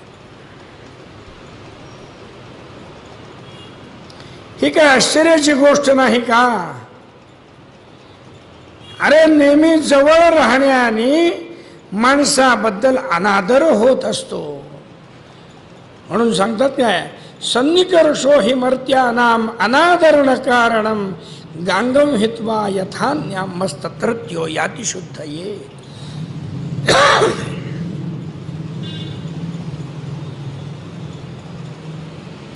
फार जवळीक साधली की अनादर होत असतो. असं थोडंसं सध्या भारत देशातल्या चातुर्वर्ण व्यवस्थेबद्दल किंवा देवांच्या बद्दल असं पुष्कळ झालेलं आहे आपल्या लोकांचं. आपल्याच धर्माविषयी आपल्याच लोकांच्या मनामध्ये अनादर झालेला आहे. सनातन धर्माचा प्रचार सुरू झाला की सनातन धर्माचा नाश करायला पाहिजे असे आपलेच लोक बोलतात.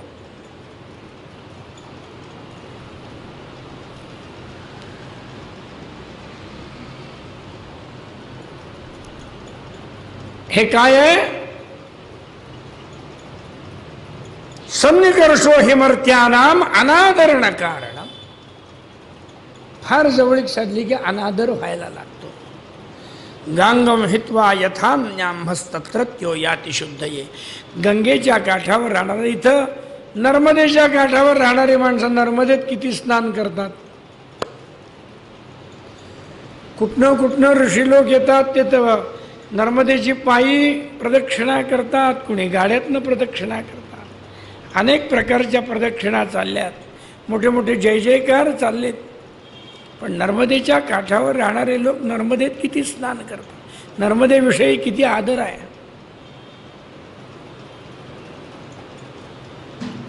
का? गांगम हित्वा यथान्यामस्तत्रत्यो याति शुद्धये. गंगेच्या काठावरचे लोक शुद्धीसाठी दुसरीकडे जातात. गंगेचे नर्मदेला जातात, नर्मदेचे कृष्णेला जातात, कृष्णेचे कावेरीला जातात.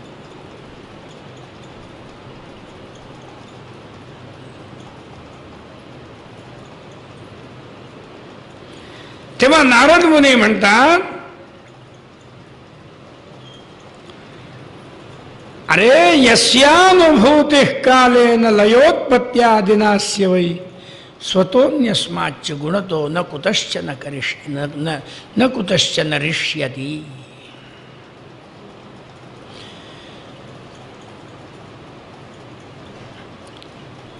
श्रीकृष्णाचं ज्ञान कालगतीनुसार होणारी जगताची उत्पत्ती स्थिती प्रलय यामुळे नाहीच होत नाही. तसंच ते आपोआप म्हणाले कोणत्याही दुसऱ्या कारणाने आणि गुणाने किंवा अन्य कशानेही नष्ट होत नाही. म्हणजे त्यांना सांगायचं आहे की कृष्ण बलराम हे जे तुमच्या पोटी जन्माला आलेले आहेत वसुदेवा, यांना तुम्ही आपले पुत्र म्हणून समजू नका, यांना ईश्वर समजा. हे ईश्वर आहे.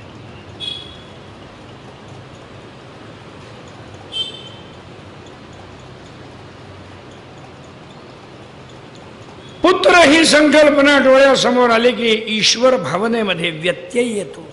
याकरता ह्यांना ईश्वर समजा.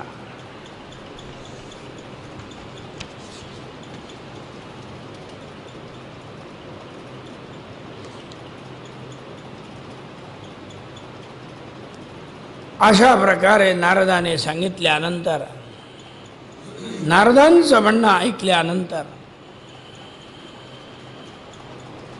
इतितत् वचनं श्रुत्वा वसुदेवो महामनाः तान् ऋषीन् ऋत्विजो वव्रे मूर्ध्या नम्य प्रसाद्य च. मग नारदांचं म्हणणं ऐकल्यानंतर वसुदेवाने सगळ्या ऋषींना वर्णी दिलेली आहे आणि अत्यंत उत्तम अशा प्रकारचा श्रौतयाग केलाय बरं का. श्रौतयाग, श्रौतयाग आपल्याला करायचंय. श्रौतयाग म्हणून सांगतोय. श्रौतयाग म्हणजे सर्वोत्कृष्ट याग असतो.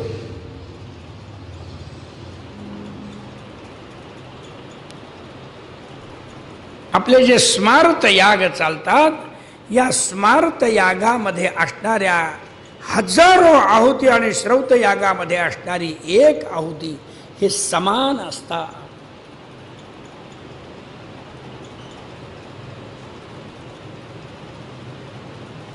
श्रौतयाग. यज्ञेन यज्ञमयजंत देवाः तानि धर्माणि प्रथमान्यासन्न. तिथे जो यज्ञ शब्द आहे, ह्या यज्ञ शब्दाने श्रौतयाग विहित आहे, मान्य आहे. एक यज्ञ शब्दाने विष्णू भगवान आहे, एक यज्ञ शब्दाने श्रौतयाग मान्य आहे.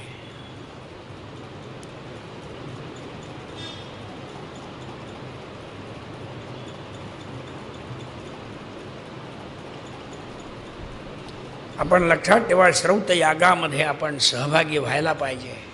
आणि असे श्रौतयाग आपण केले पाहिजेत की ज्या श्रौतयागाने आपल्याला मोठ्या मोठ्या उत्तमोत्तम अशा प्रकारच्या पुण्यांचा लाभ झाला पाहिजे. तसा हा वसुदेवांचा श्रौतयाग चाललेला आहे.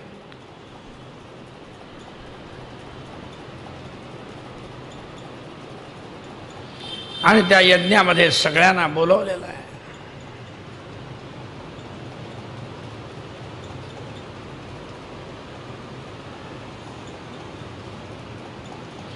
नंद यशोदादिकांना सुद्धा बोलवलंय.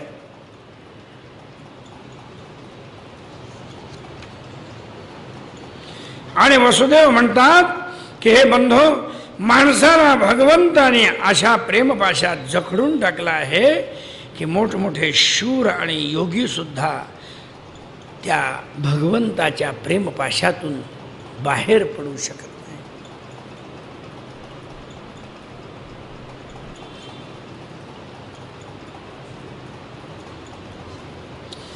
जनेभ्यः कथयांचक्रुः यदुदेव महोत्सवम् यदासी तीर्थयात्रायां सुहृत्सन्दर्शनादिकम्.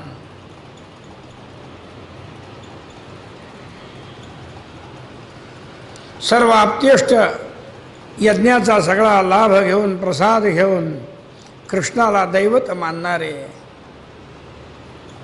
आणि पावसाळ्याचा काळ जवळ येऊ लागला म्हणून निघून गेले.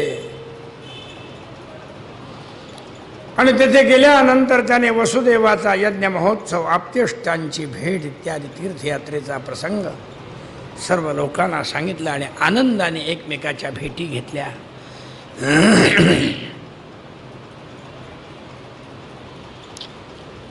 मग शुकदेव म्हणतात, वसुदेवाला यज्ञाच्या निमित्ताने ब्रह्मज्ञानाचा उपदेश प्राप्त झाला आहे. साक्षात भगवंताने उपदेश दिला. आणि त्यावेळेला देवकीने सुद्धा कृष्णाला सांगितलं, म्हणाले, कृष्णा, तुझ्या गुरूंनी त्यांचा पुत्र मागितला, तू त्यांना आणून दिलास. कृष्णा, तुझे थोरले भाऊ त्या कंसाने मारलेले ते सुद्धा मला आणून दिलेस तर किती आनंद वाटेल. कृष्णाने ताबडतोब ते सगळे 6च्या 6 बंधू त्या ठिकाणी आणले.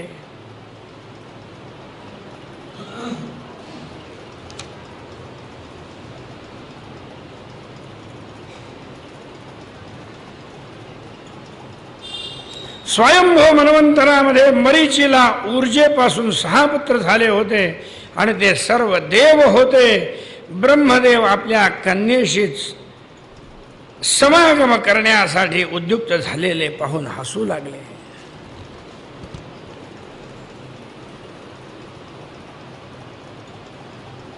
त्या अपराधामुळे ब्रह्मदेवाने त्यांना शाप दिलेला होता आणि ते असुर योनीमध्ये हिरण्यकशिपूचे पुत्र झाले. आता योगमायेने त्यांना तेथून आणलंय आणि देवकीच्या गर्भामध्ये ठेवलंय. कंसाने त्यांना मारून टाकलं आणि देवकी त्या पुत्रांच्यासाठी शोकाकुल झाली आहे.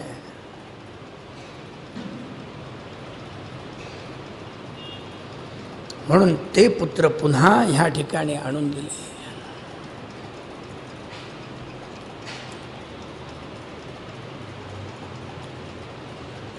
आले, थोडा वेळ 5 मिनिटं 10 मिनिटं आईपाशी थांबले आणि निघून गेले.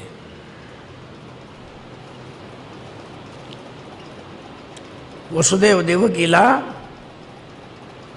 नमस्कार केला आणि निघून गेले. तेव्हा वसुदेव देवकीला हे कळलं की ही भगवान कृष्णाची माया आहे.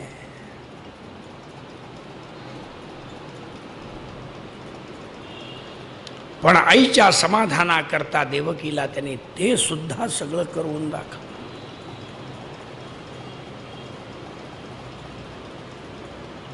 शुकदेव म्हणतात अशाही प्रकारचं चरित्र भगवान श्रीकृष्णाचं आहे.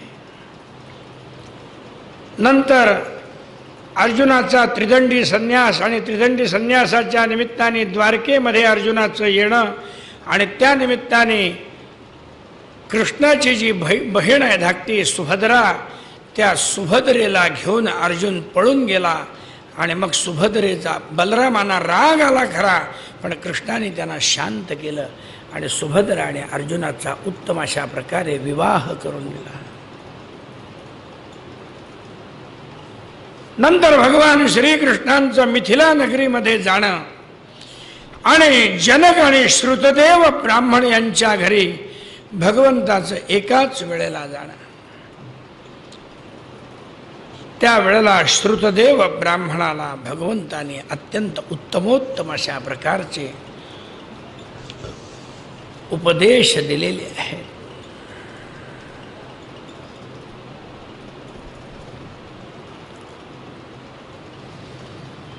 स इत्थं प्रभुणादिष्टः सह कृष्णान् द्विजोत्तमान् आराध्यैकात्मभावेन मैथिलश्चाप सद्गतिम्. मिथिलेचा राजा सुद्धा सद्गतीला प्राप्त झाला भगवंताच्या दर्शनाने, भगवंताशी संवाद केल्याने. आणि एवं स्वभक्तयो राजन भगवान भक्तभक्तिमान उषित्वा दिश्य सन्मार्गम पुनर्द्वारवती मगा.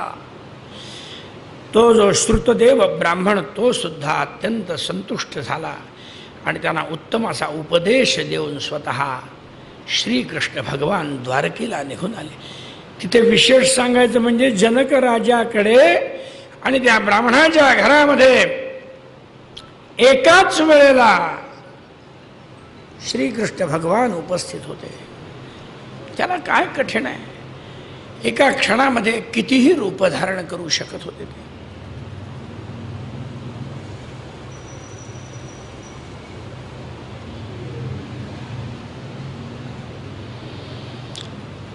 आणि मग त्यानंतर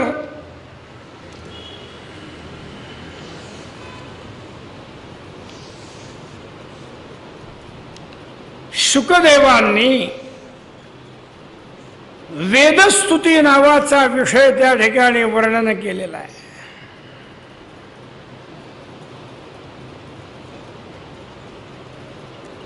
म्हणजे वेद परमेश्वराची स्तुती कशा शब्दामध्ये करता?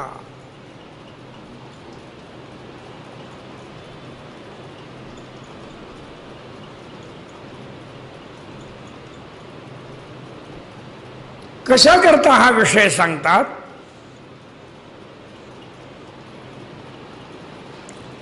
परमात्मा भगवान श्री कृष्ण जो आहे हा सर्वश्रेष्ठ आहे, सर्वांतर्यामी आहे. एवढंच नव्हे, एकमेवा द्वितीय ब्रह्म ज्याला म्हणतात ते ब्रह्म म्हणजे भगवान कृष्ण आहे.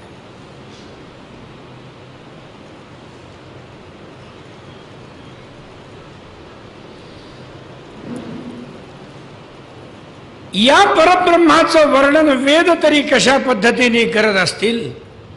द्युपतय एव तेन ययुरन्तमनन्ततया त्वमपि यदन्तराण्ड निचयाननुसावरणा ख इव रजांसि वान्ति वयसा सह यच्छ्रुतयः त्वयि हि फलन्त्यतन्निरसनेन भवन्निधना. हे भगवन, स्वर्ग इत्यादी लोकांचे अधिपती आपला कदापि थांग पत्ता लावू शकले नाही. वेद म्हणतात आम्हाला सुद्धा तो पत्ता कधी लागला नाही, कारण ज्याला आदी नाही आणि अंतही नाही त्याचा पत्ता लागणार कसा? कुठून सुरुवात करायची आणि कुठे समाप्ती करायची?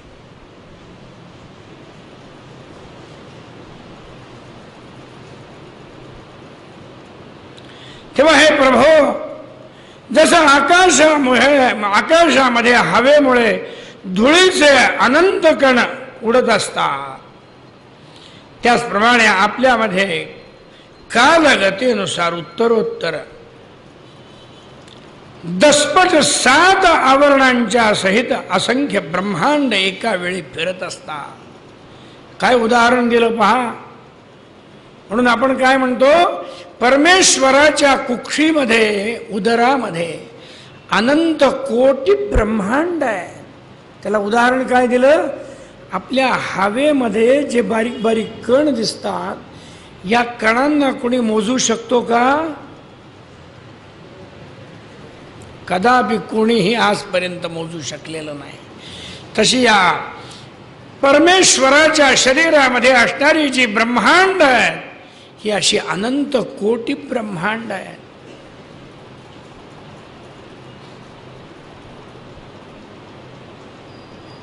त्याचप्रमाणे आपल्यामध्ये कालगतीनुसार उत्तरोत्तर दसपट 7 आवरणांच्या सहित असंख्य ब्रह्मांड एकाच वेळेला फिरत असतात. तेव्हा आम्ही श्रुती सुद्धा तुमच्या स्वरूपाचं आणि तुमच्या व्यतिरिक्त वस्तूचं निषेध करत करत शेवटी तुमच्यापर्यंत येऊन पोचतो. त्यांनी काय सांगितलं? हा परमेश्वर आहे का नाही? हा परमेश्वर आहे का नाही? हा परमेश्वर आहे का नाही? हा नाही, हा नाही, हा नाही, हा नाही, आणि मग जो उरला तो परमेश्वर.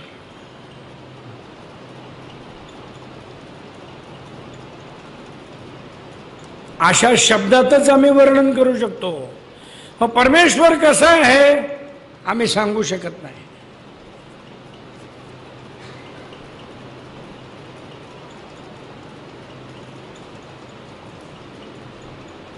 पण तुम्हाला जे समोर दिसणाऱ्या गोष्टी आहेत, आदि अंतवाल्या ज्या गोष्टी आहेत, यापैकी कोणताही परमेश्वर नाही.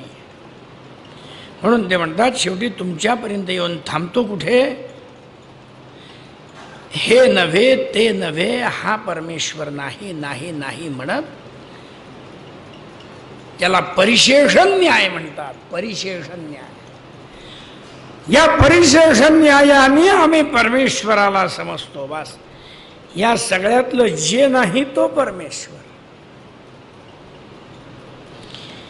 याच्या पलीकडे आम्हाला ह्या ठिकाणी काही समजत नाही. अशा प्रकारे सनकादिक ऋषींनी आत्मा आणि ब्रह्म यांचं ऐक्य सांगणारा उपदेश ऐकून आत्मस्वरूपाला जाणलं आणि स्वतः ते नित्य सिद्ध असून सुद्धा या उपदेशाने कृतकृत्य होऊन त्याने सनंदनांची पूजा केली.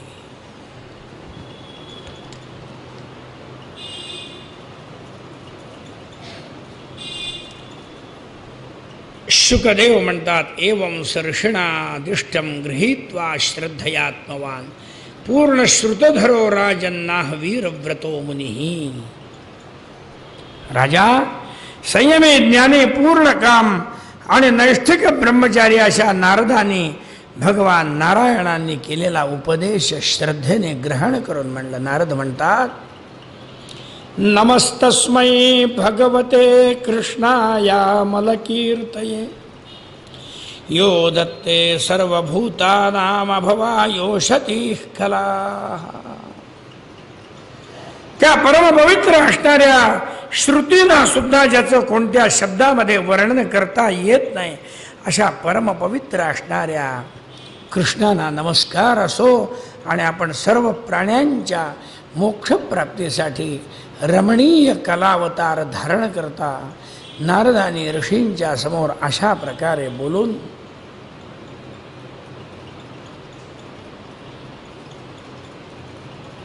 भगवान श्रीकृष्णांची सुंदर अशा प्रकारे स्तुती केली आणि म्हणले, योस्योत्प्रेक्षक आदिमद्य निधने यो व्यक्त जीवेश्वरः यसृष्ट्वेद मनुप्रविश्य ऋषिणा चक्रे पुरश्चास्थिताः यं सम्पद्य जहात्यजा मनुष्यै सुप्तः कुलायं तथा तं कैवल्य निरस्तयोनिमभवम् अभयं ध्यायेदजस्रं हरिं.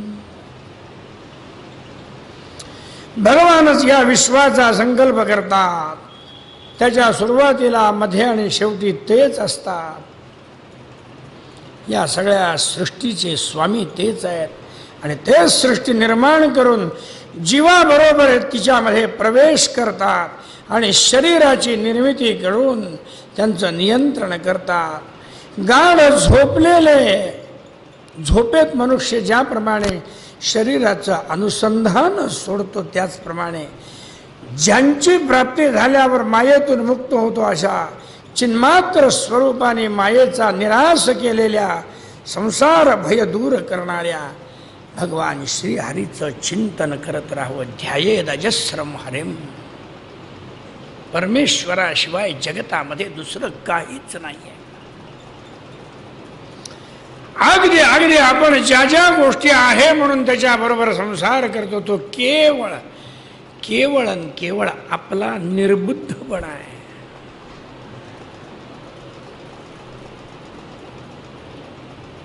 माझं आणि मला असं करत जो संसार जगतो आहोत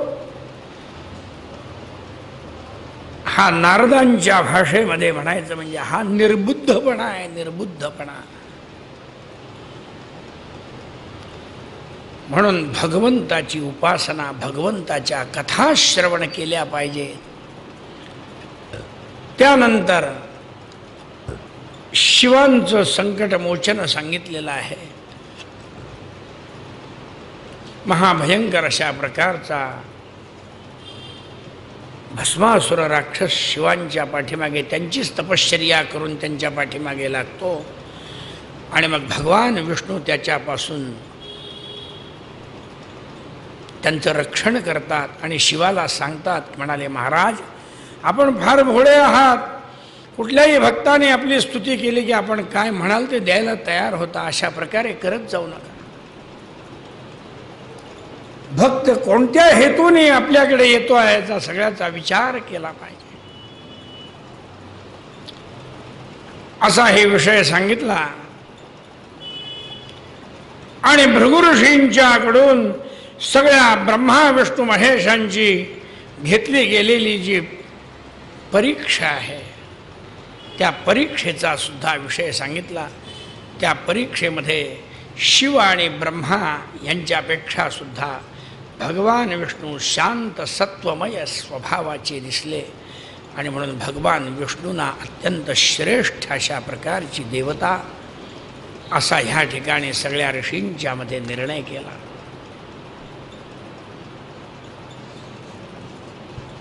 हाही विषय या ठिकाणी सांगून झाल्यानंतर भगवान श्रीकृष्णाच्या द्वारकेमध्ये अनेक प्रकारचे लोक राहत होते. त्यामध्ये एक ब्राह्मणही राहत होता. अचानकपणे तो सुधर्मा सभेमध्ये येतो ब्राह्मण. शुकदेव म्हणतात राजा, आणि तो ब्राह्मण कृष्णाला, बलरामाला, अर्जुनाला, कृष्णाच्या मुलांना सगळ्यांचा धिक्कार करायला लागतो. तेव्हा त्याला विचारतात काय झालं, का धिक्कार करतोस? त्याने सांगितलं या द्वारकेमध्ये मी राहतोय, माझ्या पत्नीला 9 मुलं झाली, 9च्या 9 मरण पावली. कृष्णा, काय तुझ्या सर्वज्ञत्वाचा आणि सर्वश्रेष्ठत्वाचा उपयोग आहे? माझ्या मुलांचं जीवन तू रक्षण करू शकला नाहीस. तेव्हा अर्जुन म्हणतोय अरे मी नव्हतो म्हणून तुझं रक्षण कोणी करू शकला नाही. आता तुझ्या पत्नीला मुलगा होऊ देत, मी रक्षण करतो. आणि जर रक्षण करू शकलो नाही तर मी स्वतः हे गांडीव धनुष्य हातामध्ये घेऊन अग्नीमध्ये प्रवेश करेन. कृष्ण भगवान हे सगळं ऐकत होते. आणि त्या ब्राह्मणाची पत्नी गर्भवती होते, तिची प्रसूती होते, परंतु मुलगा मृत्युमुखी पडतो. अर्जुनाने मृत्यू आत शिरू नये म्हणून तिच्या घराच्या भोवतीने आपल्या बाणांनी पिंजरा तयार केलेला असतो, तरी सुद्धा तिचा मुलगा मरतो. तेव्हा तो अर्जुनाचाही धिक्कार करतो. मग अर्जुन त्याच्या मुलांना शोधण्याकरता सगळीकडे फिरून येतोय, पण त्याला कुठेही ती मुलं सापडत नाहीत. शेवटी अर्जुन अग्नीमध्ये प्रवेश करण्याकरता निघतो. एवढ्यामध्ये कृष्ण भगवान अर्जुनाला म्हणतात, अर्जुना हे बघ, प्रतिज्ञा तू करायचीस आणि ती पूर्ण मी करायची, अशी आपली पूर्वीपासून प्रथा आहे. अर्जुनाने अनेक प्रतिज्ञा केल्या. जयद्रथाच्या वेळेला सूर्यास्त व्हायच्या जयद्रथाला मारीन. ती कौरवांची सेना संपता संपेना शेवटी कृष्णाने आपलं चक्र सूर्यावर सोडलं आणि अस्त बनवला. उड्या मारत जयद्रथ समोर आला, चक्र काढून घेतला आणि सांगितलं अर्जुना हा बघ, हा सूर्य आणि हा जयद्रथ. म्हणजे प्रतिज्ञा कोणी पूर्ण केली. आणि प्रत्येक वेळा काय म्हणायचं, हे असं करीन नाही तर मी मरीन.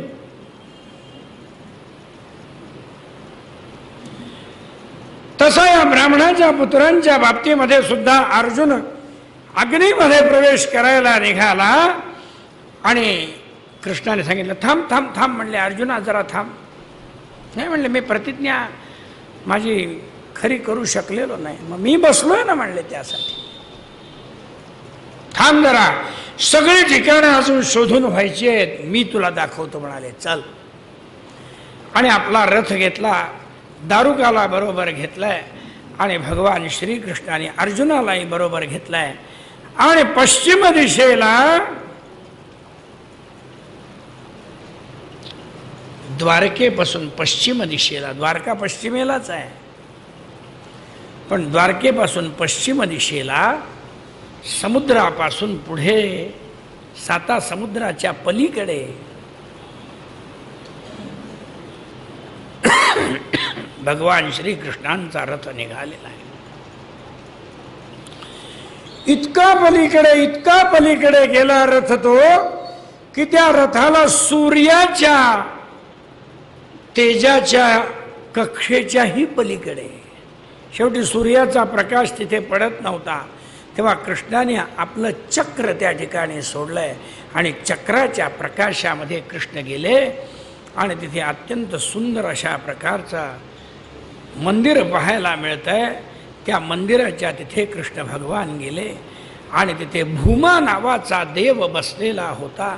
त्या भूमा देवाला कृष्णाने अर्जुनाला दाखवलं.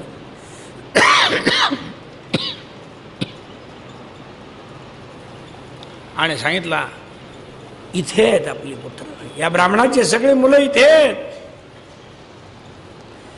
मध्ये भूमादेवाला नमस्कार केल्यानंतर भूमादेवाने सुद्धा कृष्णासमोर हात जोडले आणि कृष्णाला सांगितलं तुम्ही दोघे इथे यावात म्हणूनच मी या ठिकाणी या मुलांना आणलेला आहे.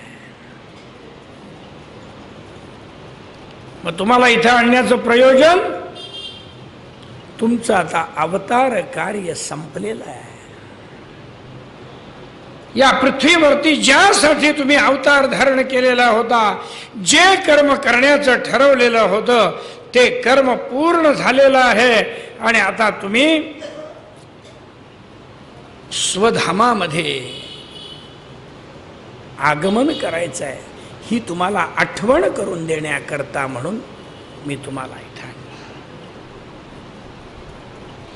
तुम्हीच पूर्वजन्मातले नरनारायण आहात. भूमीवरती कार्य करता करता भूमीवरचेच होऊन जा. तेव्हा तुमचा कार्यभाग या ठिकाणी संपलेला आहे. तेव्हा तुम्ही निजधामाला केव्हा येता हे विचारण्याकरता तुम्हाला आणलंय. कृष्णाने सांगितलं थोडंसं कार्य शिल्लक आहे, तेवढं कार्य झालं की मी निजधाम गमन करणार आहे. परंतु तोपर्यंत थोडंसंच काम, 1 दिवसाचंच, 2च दिवसाचं.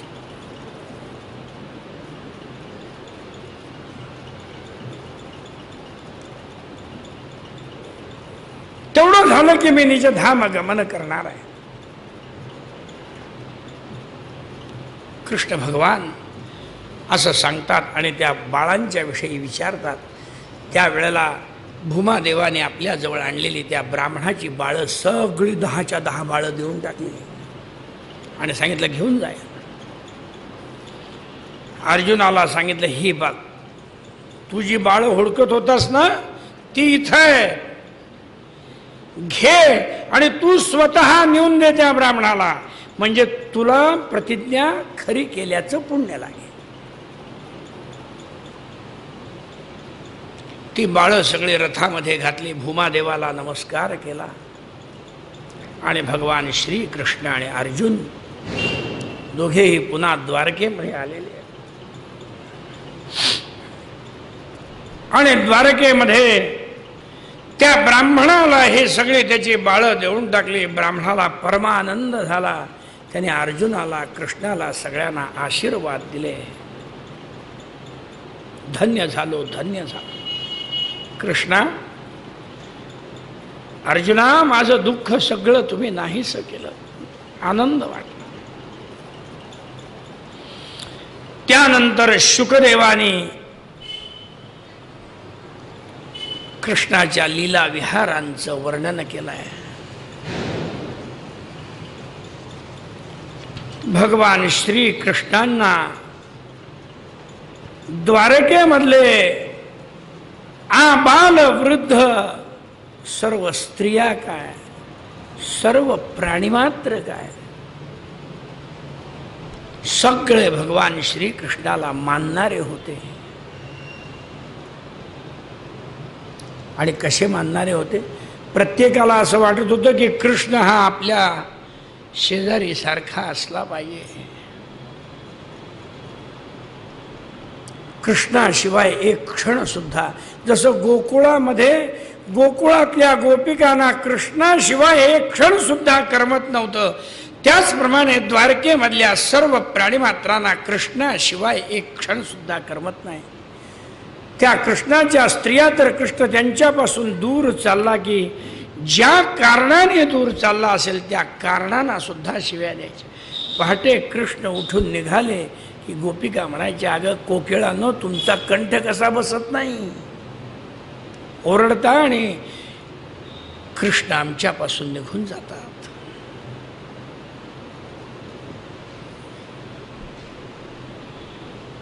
अशा प्रकारे शुकदेव वर्णन करतात.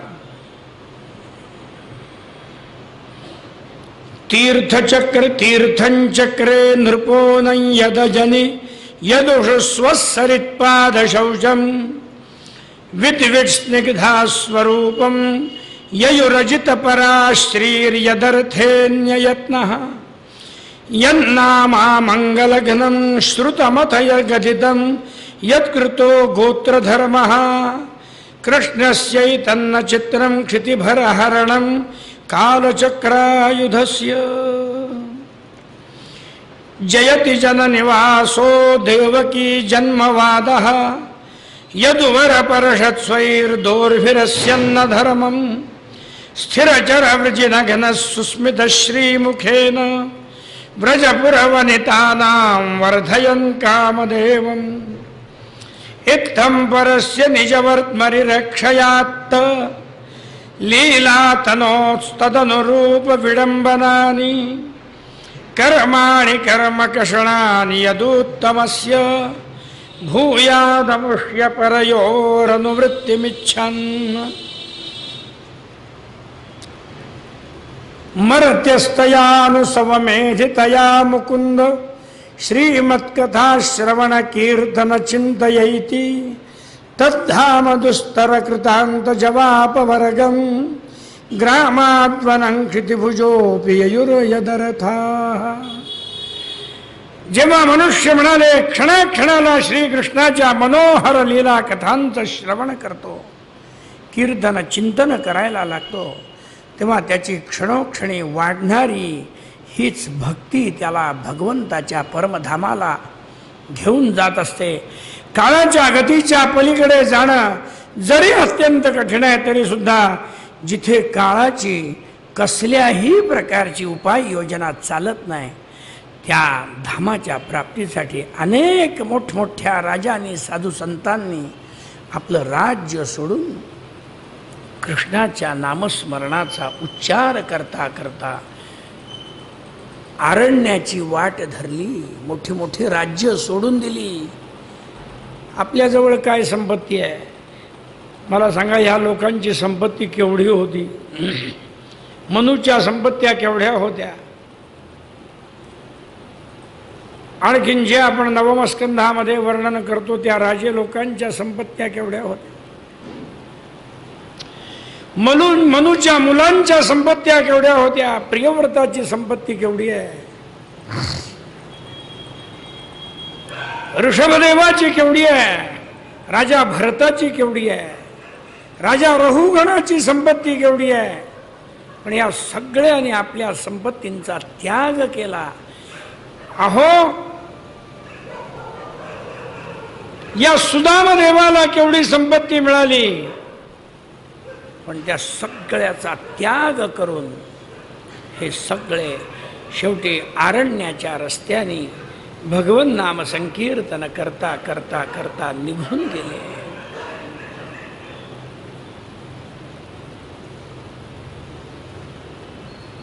त्यांना हेच कळलं, एवढ्या संपत्तीमध्ये जगत असताना की कितीही जरी संपत्ती जमा केली तरी परमधामाची प्राप्ती त्या संपत्तीने प्राप्त होत नाही, कधीच होत नाही. मग आपल्याला परमधामाची प्राप्ती जर व्हायची असेल, परमश्रेष्ठ भगवान श्रीकृष्णाची जर प्राप्ती व्हायची असेल तर त्याला एकच नामसंकीर्तन, भगवत चिंतन, भगवत भक्ती आणि ज्ञान वैराग्य विवेक.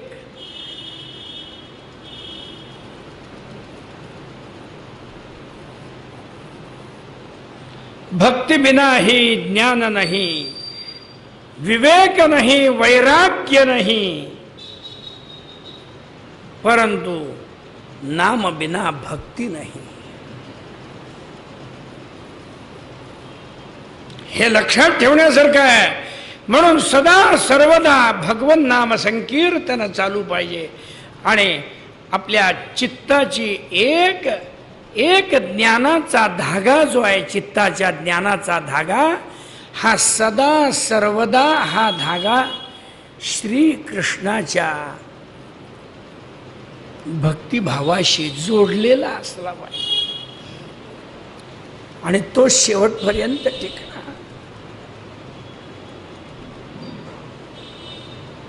बाकीचे तुमचे सगळे संसाराचे व्यवहाराचे धागे कुठल्या कुठे जळून भस्म होतील, त्याचा पत्ता सुद्धा लागणार नाही.